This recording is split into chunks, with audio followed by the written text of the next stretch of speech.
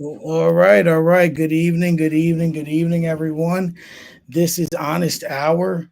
This is, I believe, episode 38, and I have a very special guest this evening. This woman here goes by the name Ladi Miz, entrepreneur, songwriter, advocate. She has a production company, from the ground up productions, where she does a slew of shows. She produces them, does documentaries. She does her own music. She has a book publishing company. She has a potato chip company named Boss Move Chips. Mentor, motivational coach through her peace mentoring business. She hosts parties. She hosts events. She's a mother. She's a wife. The one, the only Lady Miz. Stand up. Ooh, okay, that's what I'm talking about. We about to put what you call it? What's his name? What's the guy's name that be And doing the all chart. this? Yes. You about to put him out of business. Let's get it. Listen, listen. I gotta give the flowers and the credit where it's due. And before we even get started, I have to tell you that that you are an inspiration to me, and Oh, it's it and I don't think you understand how. I have to take the moment to explain, because recently I have put my hands into a lot of different things. I've garnered, and have touched a lot of things. And when I came across your page and I see everything that you do, you're not just one thing, you're a business. absolutely.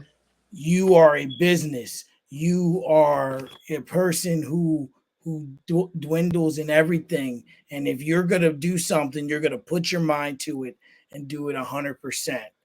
And I honestly can say that, people will tell me, oh, you can't do all that. It's not possible.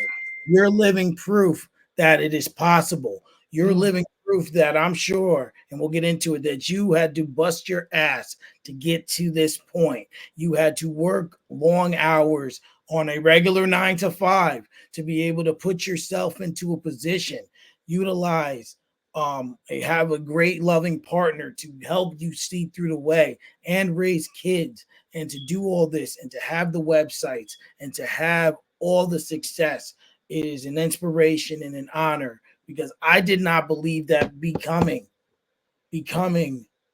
a business was possible. But you wow. have shown me that if you put your mind to it, you can do it. So thank you for that inspiration, because Thank you. you're more than welcome. You're Thank you. more I than appreciate welcome. that.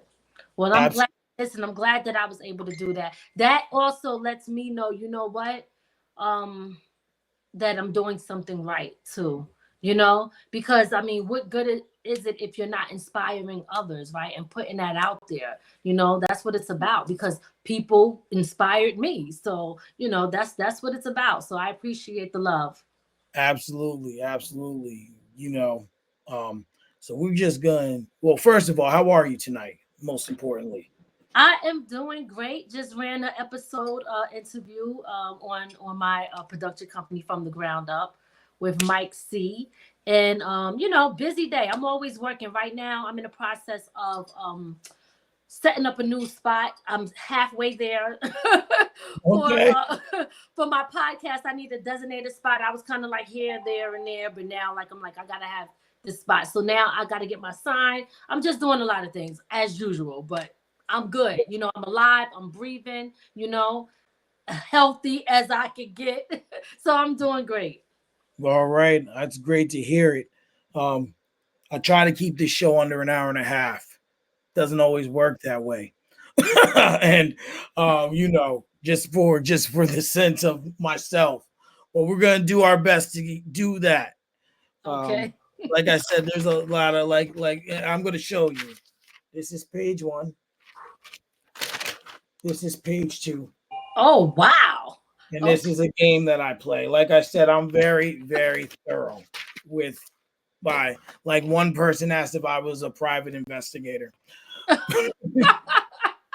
Wow. Okay. Well, you But I definitely was want doing to your tell homework. you now, we've never met in person. We've only conversed on Facebook, Instagram, social media. So Yes. when someone comes on my show, I have to make sure that I know them. Even if they don't know me, I need to know them. Okay. All So, right.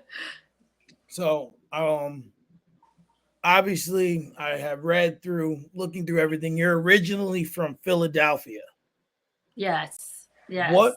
what was it like? Because I just recently went to Philly for the first time. I didn't get to run up the Rocky steps, unfortunately.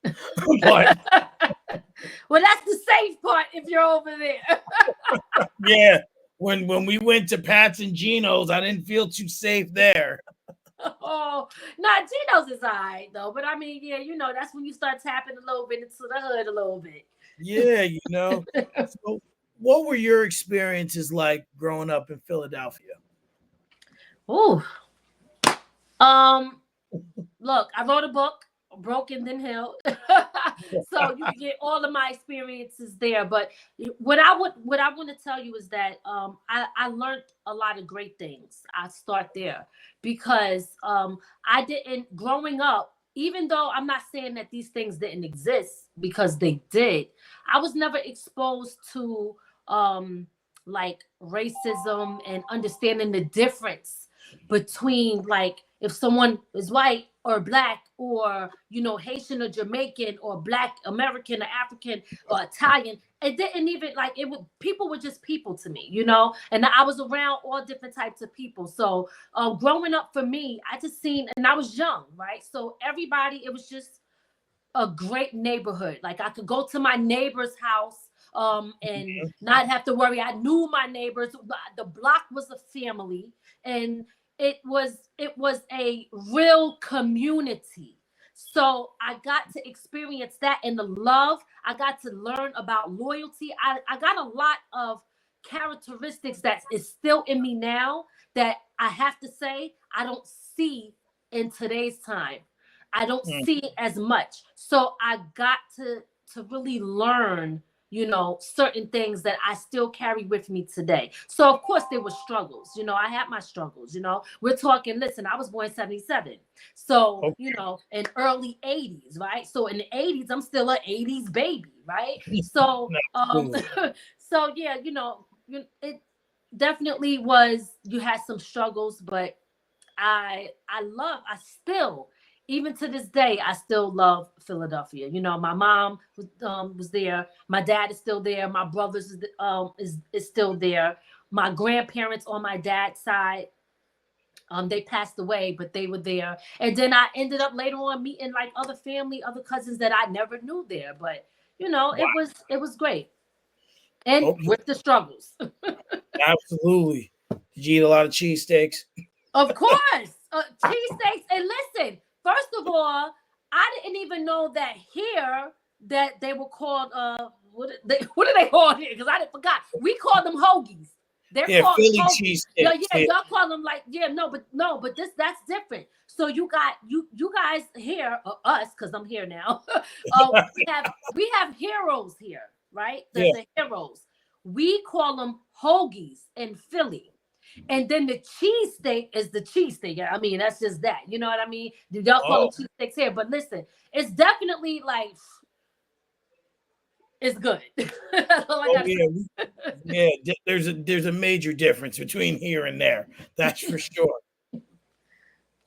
So what was your family like? Are you an only child? You know, or you No, did kind of just mention that, and I kind of just overlooked it. Or no, are you an only child, and you no. obviously grew up a close knit family? I would say it's by the sound of it. Well, so me and my mom and my sister all live together. So I grew up with my sister in the household, who was also she's the older sister. So you know how it is. The older siblings is always the one like really holding you down and watching you because mom got to go to work, etc., stuff like that. So but my brothers live close by, right? We're talking maybe 5, 10 minutes away. So my brothers live close by. And my dad didn't live too far either. So, you know, and my dad's wife, who's my stepmom, didn't live so far as well. So we all still were, you know, a family. And my grandparents didn't live far. But growing up in a household, it was me, my mom, and my sister. Okay. Okay. So, all right. So that's, everyone was at least in the vicinity to be there for you and your sister as well. Yes. What were some of your interests growing up? When? What time frame are we talking? Yeah, just in general, just like just as a young, as from an adolescent to just your teenage years, Right. just in general. No real time frame, just through life. Okay, so of course, you know, every kid is playing, hanging out, etc. But when I started to really get into like a real concrete interest, that was music. So me coming from Philly, moving to Rockland County, right? So I lived in Spring Valley. So coming from Philly, moving to Rockland County and Spring Valley, I was going through some things because everything that I have known was kind of like taken away in a sense, you know. Yeah, And when I say like everything that I knew was no longer there. So I'm in this area. Of course, I'm with family because I'm staying with my grandmother, but it still wasn't, I didn't know the kids in the area. I didn't know certain things. So, you know, I started acting out. Me acting out, I got on punishment. So I had a lot of time in the room alone mhm, on punishment. So the good thing about and why I so love my generation is we always found something to do, right? So my absolutely. sister had a boombox in the room. So for me, it was about playing music. So I'm playing Salt and Pepper, Slick Rick, MC Light, and Dougie Fresh, and I'm just playing their music. And then I started writing down what they were saying and kind of reciting it with them until I started to say it exactly like them. And then just out of the blue, I started saying, oh, well, I could say this and I could do that. So I started writing my own rhymes. So that's how I got into music. And that is what like inspired me. So, you know, Slick Rick, Dougie Fresh, the song called The Show is how I actually started writing my first rhyme as a kid. And I don't remember it.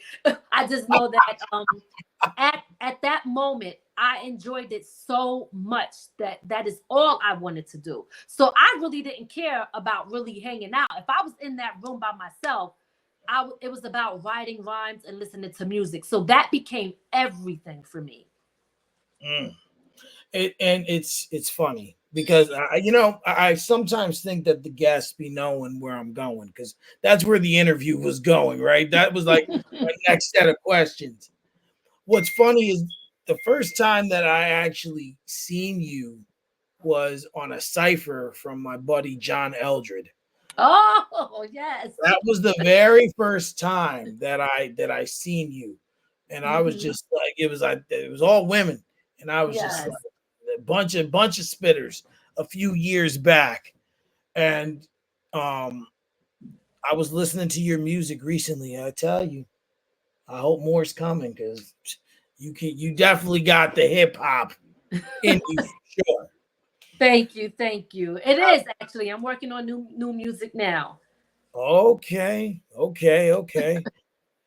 So, so you have a lot of layers. Hip hop was first.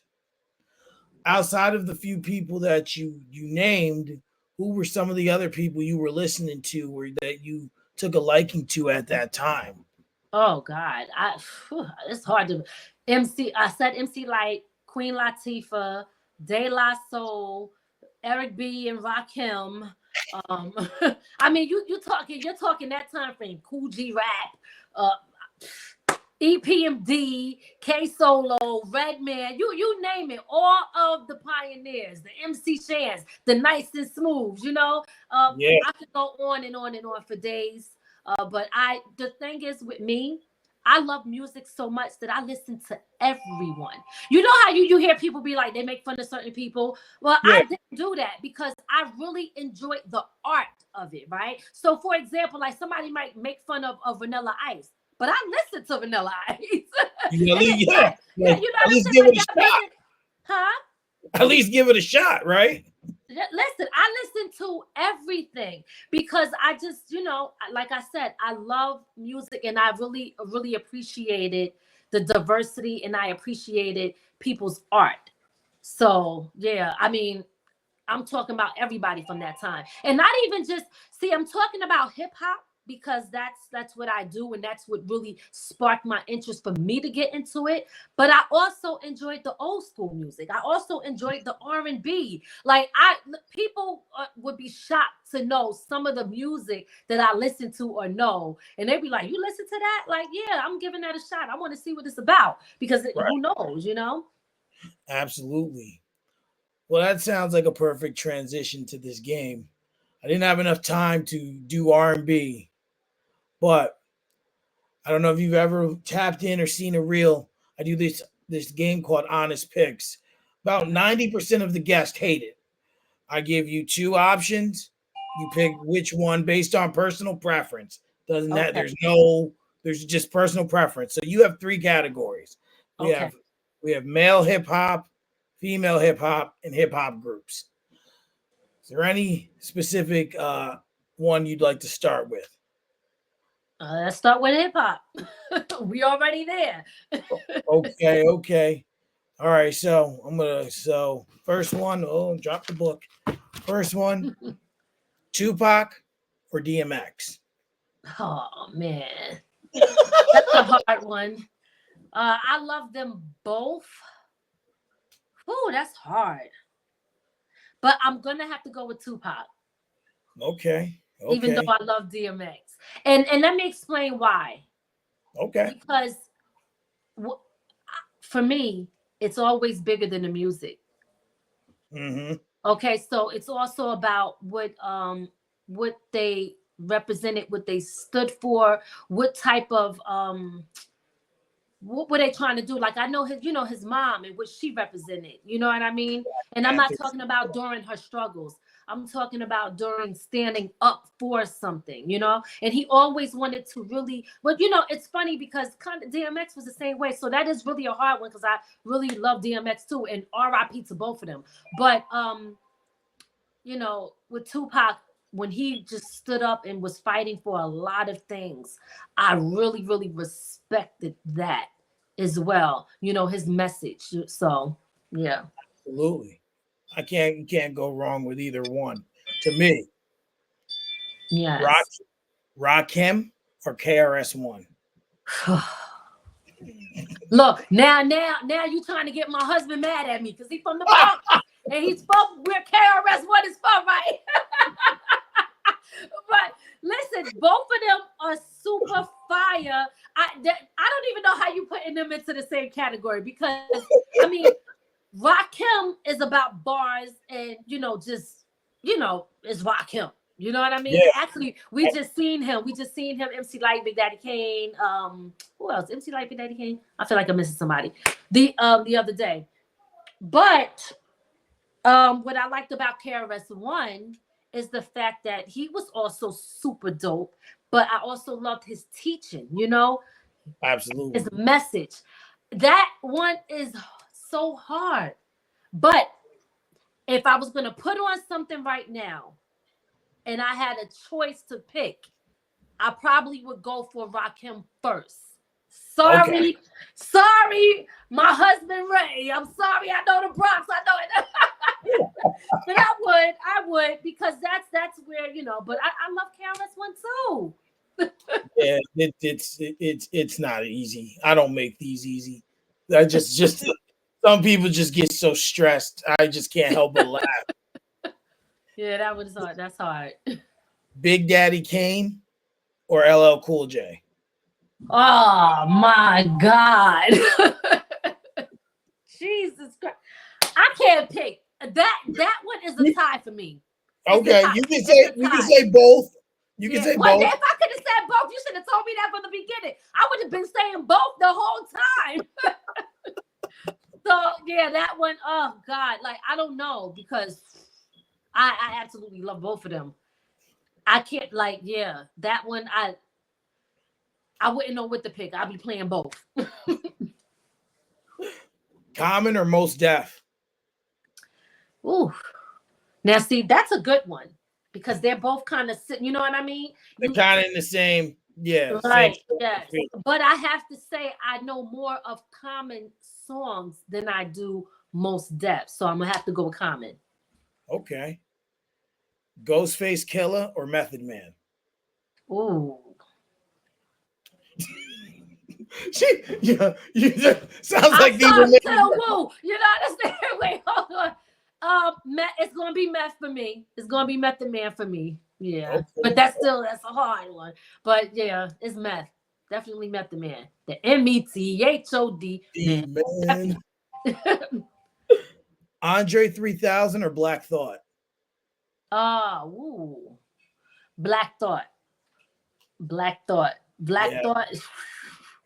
Look, Andre 3000 is dope, but I can't lie. It's not like I know. Listen, I don't know all their songs, but Black Thought, Yeah. yo, The he, lyricism is he, just yes, it's yes, in another area. He mm, says stuff that's gonna go over your head yeah. all You the got to time. go back, listen again and again You to like, listen. wait, what'd you say? Like, did you say what I think you said? For Like, real. Nas or Eminem? Nas. Nas. Listen, first of all, Eminem is dope. Don't get me wrong. I think Eminem is a phenomenal artist. But definitely Nas was also one of my favorites. So much so that I named my son after him. So Nice. definitely Nas. That's like an easy. Nice. That's on my arm. Nas says on my arm. Okay. Okay. I ain't even mad at that. Nas, he's my goat for sure. Biggie or Jay-Z? Jay-Z. I Okay. love Biggie, but let me tell you something. Look, I know it's a lot of stuff going on right now, but whatever. For Yeah. me, no matter what I do right now, if somebody said pick an artist to play, he would always be the person I say and select. If I'm in the house cleaning up and I want to tell, Alexa to play something, I tell her to play Jay-Z. I could never go wrong with him. I never skip a song from Jay-Z. So Jay-Z forever. Okay. Okay. Oh, the dynasty, and I ain't down with none of that stuff y'all talking about either, because you know how people be. You understand? He said that meant they was going diamond. That's all I'm saying. I ain't with all He's that. holding it down. Holding it down.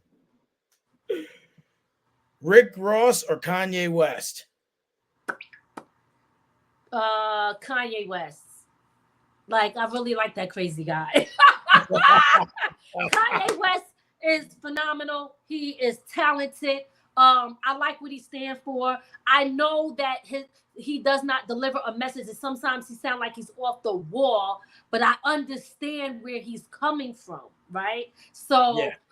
I do. I totally understand where he's coming from, but I know that sometimes he just doesn't know how to get the message out. You know how I know? Because sometimes I'm like that. I be trying to say stuff, and I'm like, damn, when I realize how I said it, they probably ain't going to get it because I ain't say it the way I could have said it. But Yeah. I know what I meant, though, and You only knew. a few would get it. Definitely, yay. Jada Kiss or Scarface? Jada, come on. Come on. Scarface is dope, but Jada, that like, like, are you serious? Come on, yo. It's the Mecca of New York. This is hip hop. You know what I'm saying? Yo, that's Jada all day. Big L or Big Pun? Ooh, that's a good one. That is a good one. Dang. But I know, that's hard. But I'm rocking with L. I'm rocking with Big L. Big Pun was dope, but I'm rocking with Big L. And RIP to both of them. I was about to say RIP to Big L, but dang. Yeah, both. Yeah. Shoo. J. Cole or Kendrick Lamar? J. Cole for me. Okay. And shout out to Kendrick. Yes, Absolutely. they not like us though. They not like us, but yo, J. Cole is something about him. It's something about him that it's gonna be Jay. Absolutely. Eve or Missy Elliott? Eve. Love Missy. Look, I always gotta still give the other the props. It's definitely Eve. But Missy's so talented too. Like I love Missy is so dope because she's so versatile. She's a singer, she's a rapper, like she just does it all, and she write for other people. Um, Eve, I have the reason I pick Eve is because not just because she's from Philly, but like I just like Eve's swag, her whole delivery, like I just it is undeniable. So definitely Eve for me. Okay, okay. I got a feeling you're gonna hate this one. Uh-oh. Lady of Rage or Queen Latifah? Oh yeah. The look on Because your face. although I rock rough and stuff with my Afro puffs, it's always ladies first, though. You know what I'm saying? So I'm gonna have to rock out with Queen Latifah. Definitely Queen Latifah for me. Oh man. MC Light or Lauren Hill? Oh, nah, you gonna have to do something else. You can't do that to me. I'm picking both. I'm picking both. Like because look, first, okay, before I knew Lauren Hill, there was MC Light for me. MC Light was that female that I was like, yo, I want to be like that. You know what I Hmm. mean? Growing up, looking up to her. I loved everything about it. If you put on somebody put on Cha Cha Cha. One time I had the Oculus on, and there was a Yeah, DJ. He had a room, so I'm up in, you know how it is. You up in the yeah. metaverse world and stuff. And they put that on, and I was rapping. Everybody was looking at me, and the DJ turned around. He was like, "Is that yo?" He thought that I was MC Light because I sounded exactly like her, bar for bar. I'm gonna spit that song exactly how she do because that was one of my favorite joints. I'm talking attitude, the whole 9 yards. So definitely MC Light. But I so love Lauren Hill. What she stand for, what she rep. Lauren Hill is like she is a little more multi-talented because she can sing, she can rap. It's like her message, what she stand for. But yeah, but I gotta go with MC Light. I'm sorry. Okay, okay. Lil Kim or Nicki Minaj? Dang. Here we go. Because honestly, I like them both. I like them both. Okay, I really, really do. Nikki, oh man, Little Kim or Nikki.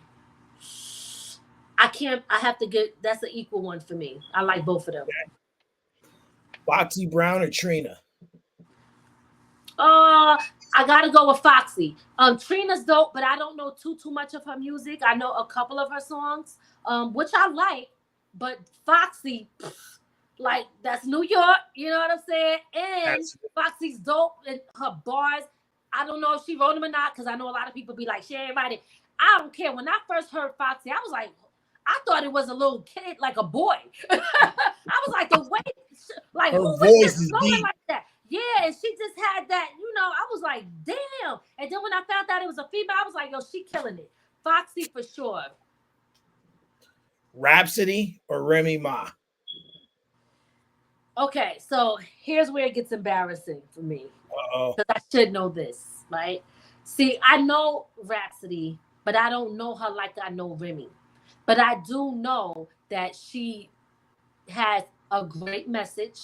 I don't know as many songs, right? Because once she started to get more on and popping, I kind of was like tuning out of hip Yeah. hop at that point. You understand? For various reasons, and not to kind of like shit on the younger generation, but you got to remember you see who I'm naming, so you know wherever I'm coming from. You understand? Yeah. So at the end of the day, it was like, everybody sounded like I can't get with this. So, I don't even want to hear it because I heard it already a million Right. times already before. So for me, it's gonna have to be Remy Ma.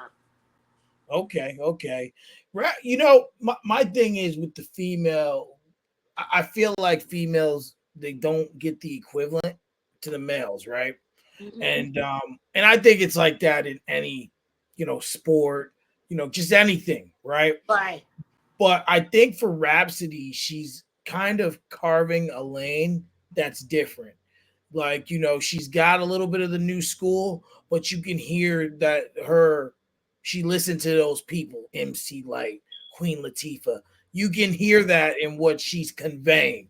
So you ever wrap around, at least check out her album Eve. That album right there, which was came out like 4 years ago, 4 or 5. That Okay. album right there was definitely the one that made me alert to her. It made me go back and listen to her stuff. Oh, okay. Okay. I'm gonna have to check her out. Gonna have to check it out. You know, Yeah. and I mean, there's a song on there with J. Cole called Soinger, something like that. That song, that song's where it's at. Okay. Yeah, like I said, like I know more of her than I do of her music. Yeah. So yeah. Outcast or a Tribe Called Quest. Whew. It's gonna have to be a Tribe Called Quest for me. Okay. Okay. Yeah, because again, I know I listened to more of their music, grew up on more of their stuff. And Outkast to me came afterwards. Not that they're not dope, but again, you got, listen, 80s baby. I'm rocking with Listen, you already know. exactly. Those are my top two groups ever. So, Outcast, then Tribe. Well, actually, Tribe's third. EPMD is second. I love Oh, that. okay, all right. Black Star or Black Moon? Black Moon. Black Okay. Moon. Yes, Black Moon. Now, based off what you said earlier, I know you're going to hate this one. Okay. Pete Rock and CL Smooth or Eric B and Rakim? Oh, come on. Come on. Are you serious right now? Wait. I can't. I was just like, oh, she's going to hate. Feel smooth or Eric B. Rakim.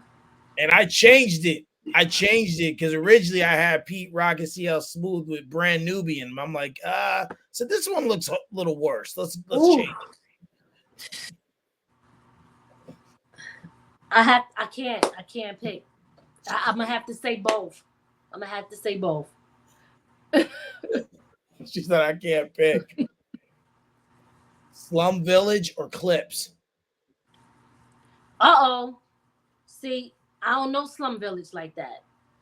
Oh, I don't okay. think I do. Wait, see, I don't think I would have to hear it. The name ain't ringing the bell.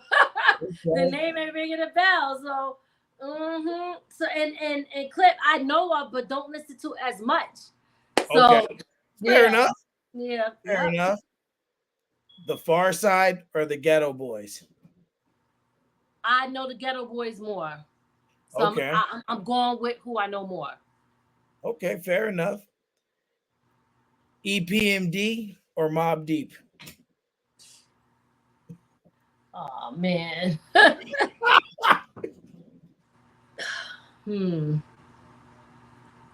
Both. Because I mean, I'm gonna be honest. They kind of was at two different time frames too. I mean, they still was like riding around the same time, but EPMD was kind of first. My beat came after, so I don't know. I gotta go with both because I love both of them. The Locks or G Unit? Oh,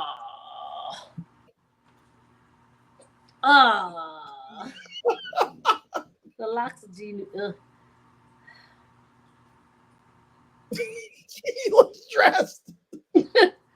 Just like, why? I have to say both. I'm sorry. I gotta pick both. You said I could pick both. I'd be trying to pick one if I could, but that I can't. Fair enough. No, trust me. The guy who's coming on the music corner tomorrow, Hood Soul. He was like wild. I asked him Biggie or Tupac, and the stress level went from 0 to 1,000. Like it was bad. I was just like, that's a generic one. We haven't even hit an icebreaker. Like Bone Thugs and Harmony or Cypress Hill? Cypress Hill. Okay. The Roots or Brand Nubian? Brand Nubians. Brand Nubians for sure. The Roots is dope, but Brand Nubians. Wu-Tang Clan or NWA? Wu-Tang. They ain't nothing to fuck with. My bad. Can I curse on here? You can curse yourself. It's called Honest Hour for that reason. Oh, okay. All right. Come on So now. that's the hip hop section. I have two R&Bs that I Oh, wow. ask everyone. Okay. Just two. Aretha Franklin or Whitney Houston. Oh, it's Whitney for me. Okay. Okay. I love Whitney. I miss Whitney. And last but not least, Michael Jackson or Prince. Both. You not putting me in that cat. I'm not. That's this honest hour. No, I'm picking both. Okay. You know, I believe you're the first one to pick both to that one. For real. Who everybody else picked? Michael Jackson. I bet. Everyone usually picks Michael. I think maybe one or two picked Prince, but that one's usually Michael.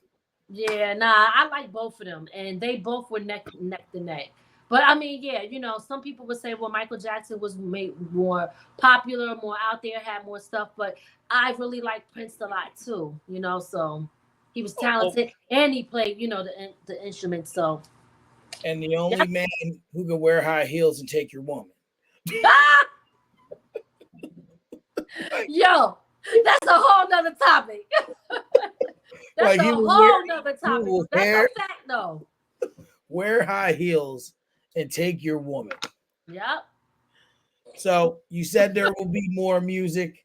I hope that when that music comes, you will come on to my other podcast, Mike's Music Corner. That will be about me listening to projects, breaking down my thoughts on it. I started doing these music reviews. People started to like them, so I made a show. Why not? Nice. So now we want to talk about what's on your shirt. From the ground up, you have, I started this platform to kind of just to kind of not murmur, I forget the word I'm looking for, but to really just push the envelope for people. And you have been doing that. You finally TV is another one with Gabriel. Who really pushes the envelope. And oh God, there's one more that I'm thinking of, but it's not coming to my mind. It's gonna come to my mind later. And I gotta say, you've done great work with that platform, and not even just one podcast. The first podcast I seen were you and your husband talking. I'm trying to remember what the topic was. Something had happened. It was the Remy Ma and Papoose. That's what happened. That was the first episode I remember where I seen you guys talking. And then, but I have to know, did this start as a podcast? Because now it's a whole production company. So was it just a podcast at first that started turning the corner, or how did you come up about for it? So you want do you want the full story or you want the cliff notes? Listen, we can be honest. You can give me the full story. I'll try to make it short because I'm telling you, I'm long-winded. Okay. You said when you started off, you was like, "Oh, I wanted to keep the show to an hour and a half," and I talk. And in my head, I'm like, "He don't know I'm a talker too. We be here for 3 hours." Okay. The key word was try. We don't have to. The key word is try. You've seen this interview. We've only looked like we're on page 1. We're only right here. Oh Lord. Okay, let me get a drink. All right. So here's the thing. Okay, as you know, I'm an artist, right? So an artist when I feel like it. So so as I was out and I was promoting myself and starting to put myself out there, I knew that I had to now start doing interviews. You got to remember when I started doing hip hop, it was totally different than the way it is now. So as I started going out there and doing interviews, I was like, wow, I actually like, first of all, I like to be on the mic, right? But I'm like, I like to not just rap and be on the mic. I want to have conversations and talk. So, first I went to one spot and then I went to another and then another. So I'm on these different platforms, other different people's platforms, radio shows and podcasts. And I really started enjoying it. So I was asked to come back on because I was actually on a show. It's called Time to Grind Radio.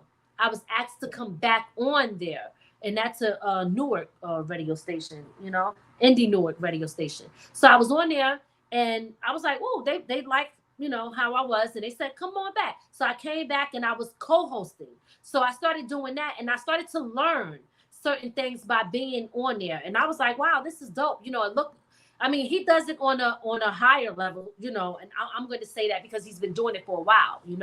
So I'm like, okay, I'm feeling this. So I think that I want to do this. Then I ended up meeting someone else that seen me on Moochie show. She interviewed me, and her radio show was called I think it's Straight 4 or 5. I went on her show twice, and so I was Shout like, out to okay, Moochie, another inspiration of yes, mine. I went on her show. No, maybe 2 or 3 times. I can't remember. Either 2 or 3 times. It doesn't matter. I can't. But anyway, I went on her show, and somebody seen me on her show and introduced me to another radio personnel. And then that radio personnel, big shout out to, and also rest in peace to DJ Cisco. This guy named John Hall seen me on Moochie show, said, hey, I want to introduce you to this guy. Once DJ Cisco, who passed away, heard me and seen how I was doing on Time to Grind Radio, he asked me to come have a show on his radio station. So then I started doing his. So then, as time went on, I was like, hey, I think that I want to do this too, but I want to do it as a podcast, right? Where I started off with wanting to interview artists. So it started off with me doing that, but I wasn't constantly doing it. I was here and there with it, right? So I wasn't taking it that serious. But the reason that I also got into it is because one of the things I learned as an artist, as I was going on, I said, wow, this is different. It's not based off of what it used to be based off of before. You have to be a brand. You cannot, I'm looking at people, and I'm not saying that it can't work for anyone else. That's not what I'm saying, because everything ain't for everybody, and different things work out for different people. We all have our own path. But Absolutely. I did learn that music alone is not enough in this over saturated industry. Everybody raps. What separates you from everybody else? What makes you different? What makes you think that they're going to pick you just because you dope and you got bars? A lot of people are dope with bars now. That's not enough. So how am I going to separate myself from everybody else? See, I'm multi-talented with several different skills. That is what's going to do it. Not only that, I have a work hard ethic. What's that? Is that me? No, but then my text message came up on my Oh. That was loud. Yeah. So, It's got my iPad here, my iPhone here, but the text comes okay. up on the computer, of course. I'm like, wait, is there something happening in my house? My phone be going off too. So I know I have a strong work ethic, so I'm like, okay, I'm gonna keep doing this, get into other stuff, and because I love to try new things, and here's a gem for somebody. I also realized being an artist wasn't enough. You will get your street cred, but it's not enough, right? So once I tapped into other things, I didn't have to be like, okay, treat it like, look, you call it the honest hour, so I'm gonna be honest. The artist is on the bottom of the totem pole here. Okay, I learned that. Okay, we want to talk about the producers. The producers, if you paying, they want their money up front. You got to pay them. Everybody is coming for the artist to eat because they know it's your dream. So everybody got their hand out. Oh, I got a service for you. I got this for you. I got that for you. Now I'm spending. You have no idea how much money I was spending just in how many people was taking advantage of the fact that I did not understand the game now, because I was thinking on an old school pop the trunk mentality. You Yeah, understand what I'm saying? So absolutely. that's where I was coming from. I wasn't thinking, oh, work this internet, blah, blah, blah. I'm thinking, I got to pull up. I got to be at this spot. I got to do this. We grew up on cassettes and CDs. Right. So I'm thinking on that level. So the fact that I was not rapping for a whole 10 years, I was like, I'm over that. I'm doing this, I'm doing that. I'll write when I feel like it. I started getting into books. Music has always been therapeutic for me. So because I was not writing music anymore, I had to find a way to release, right? Because that's how I let stuff out. So that's what made me get into writing books. But bottom line is, me going back to the music, once I started doing that and I started seeing how everything was, I was like, yo, I can't just do music no more, because I'm being treated like I ain't shit. I would say like shit, Okay. like And shit. then, yeah, and then when I started, look, I'm a person, like, I teach financial budgeting and stuff like that. I teach financial skills. So I'm looking at the numbers and I'm like, damn, I am spending a lot of money. Wait, where am I spending this money at? Who am I spending this money on? And you want me to come and you want me to pay to perform? So everything that I do costs money, but everybody else is Makes getting money. paid right now. How much money and how much time do I got to put in before I can even come to their level of getting the money now? All right, it's time to go in that side door. You understand? Now, first of all, me, and this is not again a shot, and I don't want to talk bad about being an artist, because I know, I still love it.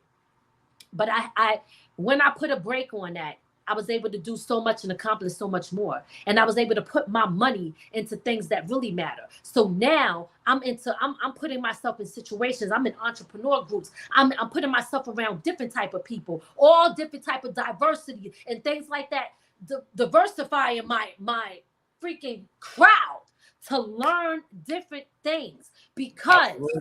the truth of the matter is, I was around a group and a group of people and a mindset that was the way, honest hour, the way a lot of hip hop artists think now. It's Mm. sad. Okay. It's It it's about looking rich, being fake, acting like you got it, putting on this persona, acting tough, always got to be the hardcore, this and that. But like, what do you got? Like, we're not gonna fight about a block that we don't owe no deed to. I want the deed to the block. So my thing is, you know what? I'm not gonna sit here and be begging to get in the room. How much is the building? I'm about the building and they about to come to me now. right. You understand? So my mindset switched. So overall, for me, it was about positioning myself in a completely different way and not really just having people see me as an artist. They're going to respect me as a business person. Now your approach is going to be different, because now I got more to offer and I'm about my business. Mm. So I could come in, boom, boom, boom, get to know you, show you what I do, show you all my other skills, and then say, oh yeah, if you need, I could rap too if you want. You know what I'm saying? Right. And now the Easy. rapping's working for you instead of you working for it. Because I ain't got to ask to do this. People call me, they want me to be on the song. I don't have to, you know what I mean? And I know how to do a lot of stuff myself. And shout out to my husband. Let me take a sip real quick of my water. Do what you do. Do what you do. Here's one of the things that I said when I was doing this. I said, yo, every time I want to write and record a song, I got to call people up. I got to drive to them. I got to wait on their schedule. It just became annoying. And because of the person who I am and who I was at that point, because I had evolved to a totally different person than who I was when I first started rapping. Okay. It was night and day with me. I was like, nah, I got the space. I want my studio in my house. So Mm. I have business credit cards. I'm going to go and I'm going to buy everything that I need. And my husband, look, I want a booth. He was like, okay. So we got the stuff. He built the booth from scratch. Cause I was looking online and I'm like, damn, this is like these things are 600, I mean 6,000, 8,000. I'm like, damn. And then he's like, well, let me see what it looked like. Cause my husband is very smart. You know what I mean? So Yeah. he's looking at it. He's like, oh, I could build that for you. I frame it out, put up the walls, put in the door. And he didn't know nothing about doing that. But he's the type of person, he'll look and say, he gonna figure it out. And he Yeah. did. So he built me a booth, and I bought all the the computer, the Pro Tools, the mic, the everything that you need, the wires, so that I can now have a studio in my house. And I'm sorry, I know that I'm kind of like all over the place. I know you asked us, but it's all ties together. Oh no, it's fine. So I built, he built the booth for me, so that now I could record anytime I want in my house. I can also offer my spot to somebody who wants to record. I don't have to go nowhere else. See, you know what that did for me too? It put me in another category of taking power back, because now you don't have to be, oh, when I feel like it. Yeah, I see. Nah, yo, when I want to record, I'm doing it now anytime I want. You Just understand go what right I'm to saying? the studio. It's right there in the Right crib. here. My booth is right here. You understand? So now I'm like, nah. So bottom line is, at the end of the day, I started doing all that. And I started to say, you know what? I want to get into, doing interviewing other artists, because I know, it was hard trying to find people, especially when you're not a mainstream artist, for somebody that, before podcast was popping like this, right? It was Right. hard for somebody to put you on their platform. You had to pay big money too. To like these radio stations, they paying bands on top of bands just to get heard, for it sometimes not even to do nothing for their career. You Mhm. understand? It's just a waste of freaking money just so you could brag and say, I was on this platform. Now it might be a good for bragging purposes, but did it do something for you? See, that's how I'm looking at it. What is it doing for me, right? So started this, wasn't being consistent. Then the pandemic happened. Everybody's in the house. And I'm like, you know what? I wasn't doing this like I said I was going to do. Shit, ain't nothing else to do now. You know what I'm saying? What You're are like, we doing? We might as home. well work. Everybody home. So I said, it's time to take this serious. I asked my husband, come on, help me get the stuff together, set this stuff up. He started learning the different programs and the systems, and then we just started doing it. We went from this room to that room to this room to that room. And what was great about it is, it's kind of like how we are now. The pandemic, it made us be able to be comfortable to see us like this. Let me tell you something about podcast. Because see, I have a show coming up in about podcasting, right? I call it's raw and uncut. It's the truth about podcasting. But I'm also telling people, and I'm gonna give you a little sneak peek right now. Okay. People now that they don't see, I understand money. I also understand, because I've been doing this for a few years, what really could be helpful and what is just for bragging purposes, and what ain't doing nothing for you at all, right? So one of the things that I would tell people, which I said in my upcoming episode, is right now we everything is very expensive, right? Inflation is up like a mug. Oh yeah. People are struggling to survive and eat. If you want to do a podcast, do that shit in your house and save your money. See, the pandemic made this okay, because now we can see people and be like, oh, they're in two different places. Well, so what? Who the hell cares? I can still have that energy with you right now. You understand what I'm saying? Absolutely. It don't fair. You think I'm gonna go and spend 1,500, a thousand, whatever they cost, so just to have a spot, so I can say, oh, I got a spot, so you could think I'm popping like that, and now I'm trying to recoup that money that I just spent, knowing like we got mortgages over here, we got bills, we got important things that we got to take care of. And until this Absolutely. podcast is definitely feeding us, where we're making a lot of money, ain't nobody gonna make me feel bad about doing my podcast in the crib. I'm gonna hook it up. It's gonna be just as dope. And for the people that I trust to come by, they could come by if they want real live interviews. But if you don't, then then we could do it like this. But and also it gives the opportunity for you to reach people every freaking where. So you got people that have that same, I'm gonna call it a rapper's mentality. Listen, it's honest hour, right? So let's just go for Let's it. keep it honest. People who got that rapper's mentality of always trying to look like they got so much when they ain't got shit and they broke, but they want to make it look like, oh, I'm popping, I'm doing this, I'm doing that. You ain't got that much, and this no disrespect. Why would you put yourself in that situation? Why? Why do people do that? Stop doing that. Save that money and invest in yourself. You understand? It's like you have to.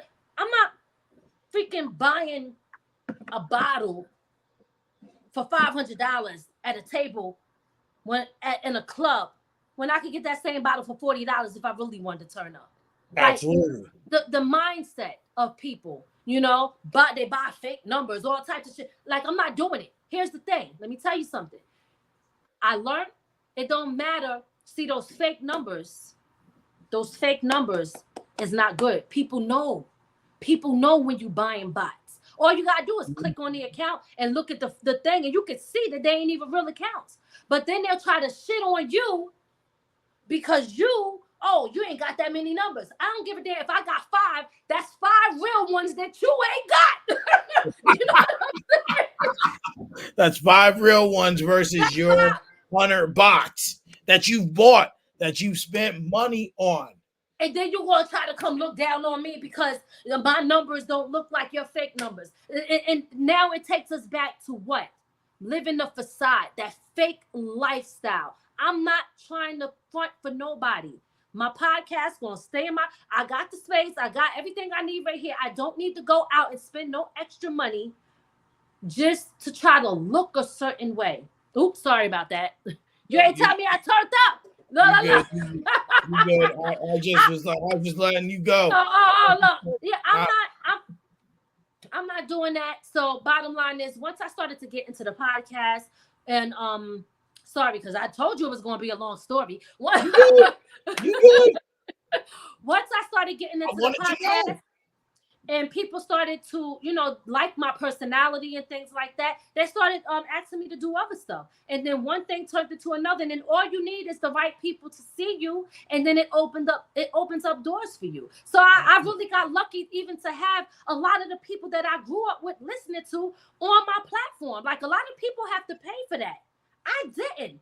It's with knowing somebody, right? So, you know, getting opportunities for people to say, hey, I see what you're doing. I like what you're doing. You're professional at what you do. I'm going to plug you with this person. And this is what happens with me on a regular basis. So after that, I started saying, you know what?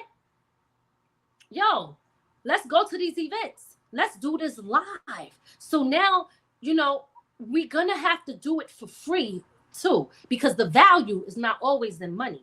You understand? They got to see what you represent first, and I'm okay with that, right? Absolutely. So you give me an opportunity to come to your event where there are mainstream artists. Let me show you what we can do. Okay, so we go there, we do live interviews now. We set up, and me and my husband is professional. We're on time. We don't know what CP and BP time is. We don't do that over here. Okay, we on time. And we ain't putting no color on that. So we're on time. We're professional. We respect the people.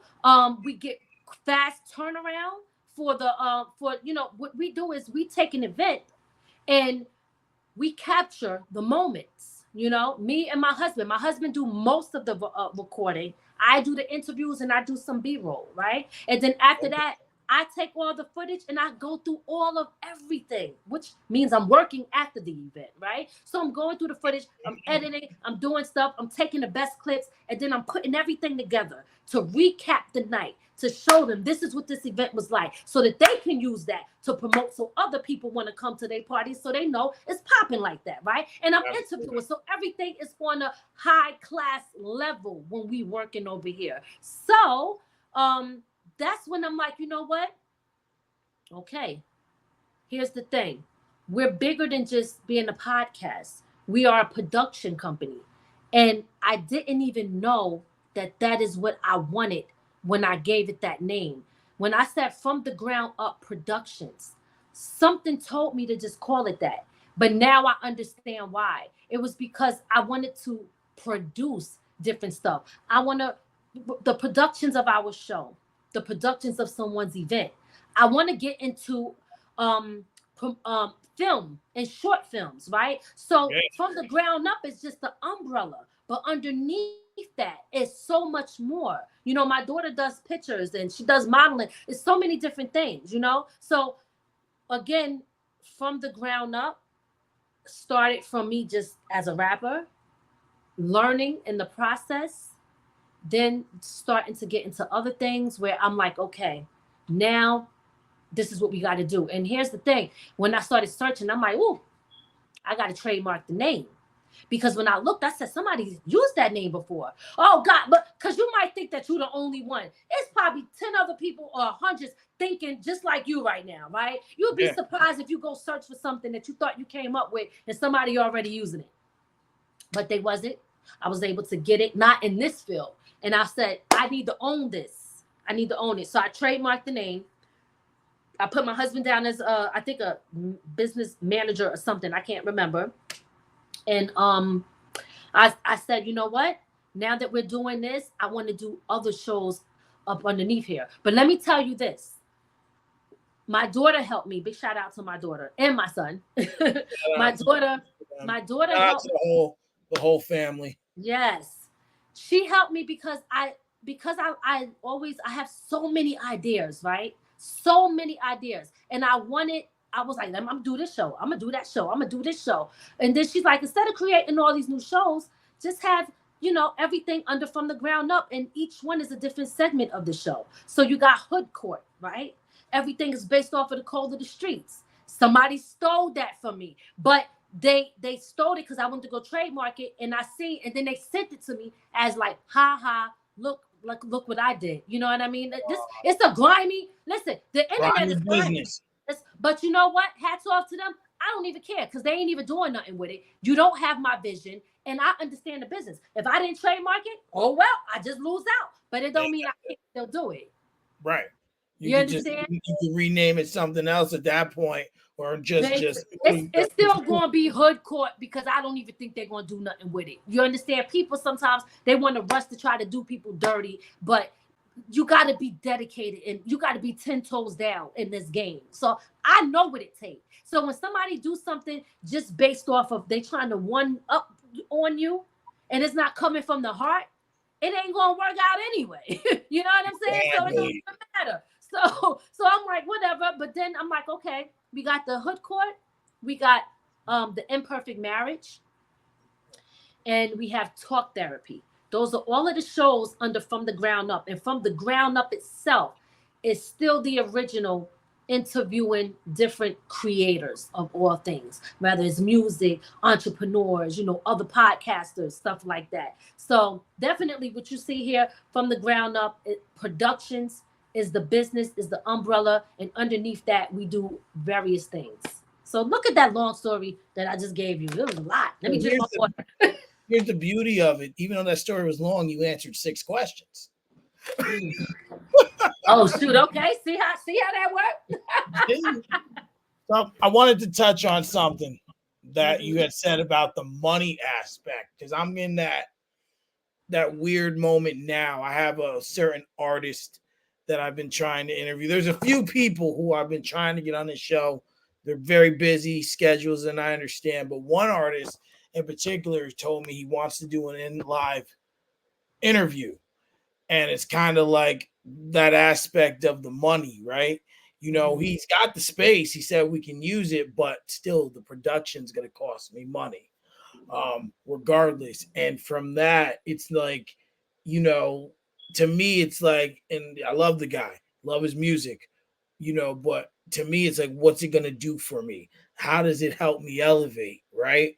It's just really like, kind of like you start cesspooling in a sense and you start tanking, you know. So one of my favorite rappers is Big Sean.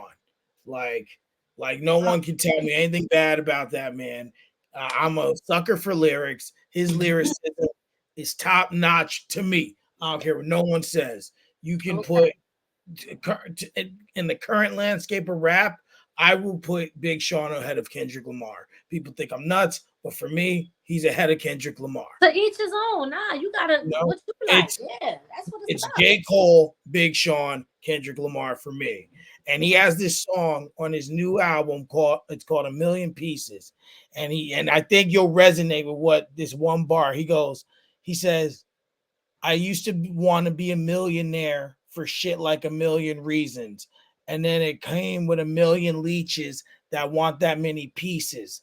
Lawyers, taxes, state taxes, agents, assistants, managers, business managers, fees and damages, plus somebody else to make sure they not scamming us. Ooh. Uh, Ooh. have you depressed checking your balances? Lucky it's me, I know how to balance it. Mm. And Mm. so when you look, when you, so I thought about that as you were speaking, and Mm. and it's the truth because like it gets to a point to where it's like, okay, how do how do you create that that that that income from it, you Right. know, and without because there is nothing wrong with this, right? This is what works because now like I've had a couple people say, "Oh, well, where you want me to go? Where do I got to go?" I'm like, "We do it right online. Easy for you, easy for me." Ain't got okay, no gas, no toll, no parking. It's comfortable, right? I have no objection to an in person down the road, but I have Absolutely. one scheduled, but it's just the finances aren't going to be there to be able to put forth the show. So, When we start getting them sponsors and our money start coming in and we start getting valued, right? Then it's yes, like, okay, now we could take it up a notch, and say, okay, we can now have this location or this and that. But at the end of the day, look, I watch TV still now where I see some of them is still virtual too. Sometimes it be yeah, athletes and stuff, they be doing shows, but like I'm never going to try to put myself in a financial bind just to try to please people who ain't even 100% true supporters in the first place, right? Just so I could brag. Like my true supporters, they ain't worried about if I got a building. You understand? They pulling up no matter what. So, I'ma still watch them clips. I'ma still watch them at them shows. boom, boom. Like I'm still gonna listen to the music. You don't need to have a building. You don't need to be in person. You know, you just And don't get me wrong, it is not. It could be nice. I'm not totally like saying that it's something wrong with it. You could be. It's cool, but it's not cool if you doing it and like it's not worth it at the time. You know what yeah, I mean? Like, yo, if you're not bringing in money that can support that, in my opinion, nah, you got to make it works for you until you get to that point. Otherwise, ride out how you doing it, and it'll pay off. absolutely, absolutely.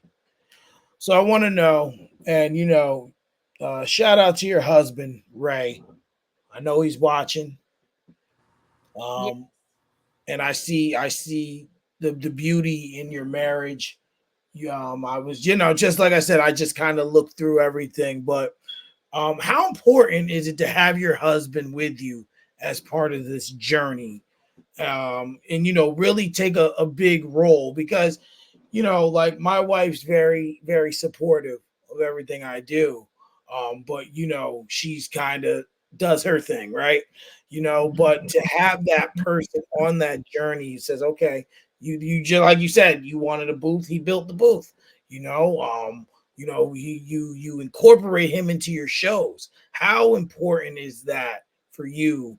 And if you don't mind answering, how has it, because I'm sure in a sense it's helped your marriage. Like, not saying there's anything wrong, but it's a form of growth for your marriage. How has it impacted your marriage as well to make it better in a sense? Well, first of all, it's great because we get to do it together, which means that I don't have to be separated from him. Because we have busy lives, right? I still work. People be shocked. Yeah, I still work a 9 to 5 type of job, while doing all of this stuff. People be like, "You work? What do you do?" Yeah, how? We got bills to pay too. Now, don't get me wrong, my husband's holding it down financially, but I'm not letting everything fall on him. So I still work on top of what we do. But God it's bless definitely you. it definitely it's a good thing, but it's also a struggle because sometimes we bump heads, of course. You know what I mean? Because now, okay, so I am bossy. I am, and I am working on it. He's actually working with me on this. He tell me all the time because when you're used to somebody, you talk a certain way, right? First of all, I'm already an aggressive talker. Like, Yeah. I'm already like I'm hyped, like when I talk, But then I have my moments when I'm calm. But then but really, that means I'm telling myself calm down. But really, if you see me, I'm always like, oh, la la la la. So, it's great to have him there too because as a female in this industry, it doesn't matter if it's music or doing podcasts, right? Um, you want people to take you serious for what you're doing. Now, when I'm not paying attention, if my third eye ain't on point, if I'm being too nice or too friendly or too understanding or too available for when people like he's like nah, he keeps me grounded, right? And he's always paying attention to things that I might not be, and I feel safe when we go out because I know I'm with my husband and my husband is holding me down and my husband got my back. I don't want to have to feel like because listen, this is a dirty industry. I don't care like people want to talk about podcasts. Yeah, we safe because we're in the crib, but what happens when you pop out? When we outside, right? What's going to happen? Now you're putting yourself in an atmosphere around a whole lot of different type of people. And when you're a female, are they taking you serious or are they trying to kick it to you? Like, what's really, really good? So that is a huge benefit with having my husband there a part of the show. Now he is very smart and intelligent, but also very quiet. He's not a talker like me. So having him on the show sometimes is like, I'm looking at him. I talk a lot. He doesn't talk a lot. So when he finally do want to talk, I'm already in my talking mode. Like, I'm like, you better get in when you finish. Because like I talk a lot and he's like, oh, well, I did have something to say. But because he's not an aggressive speaker like I am, you know what I mean? It's like sometimes he's like laid back and he like, I didn't forgot what I was gonna say because you were talking the whole time. But I will say the imperfect marriage, we're right now we're working on things, trying to adjust some things. So we are gonna definitely get back to that. So lately it's really just been me because he's been a little busy handling some other stuff. So I've been kind of like doing it all myself.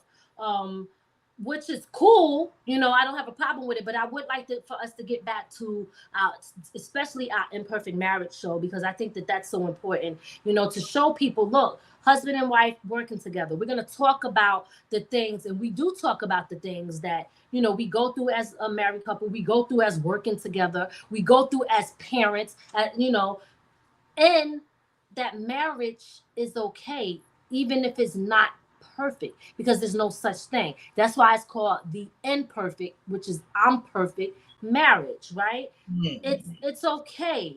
Big shout out to Ian 95. I have to always give props to people when it's due. Ian 95 is my daughter Soraya Alexa's boyfriend.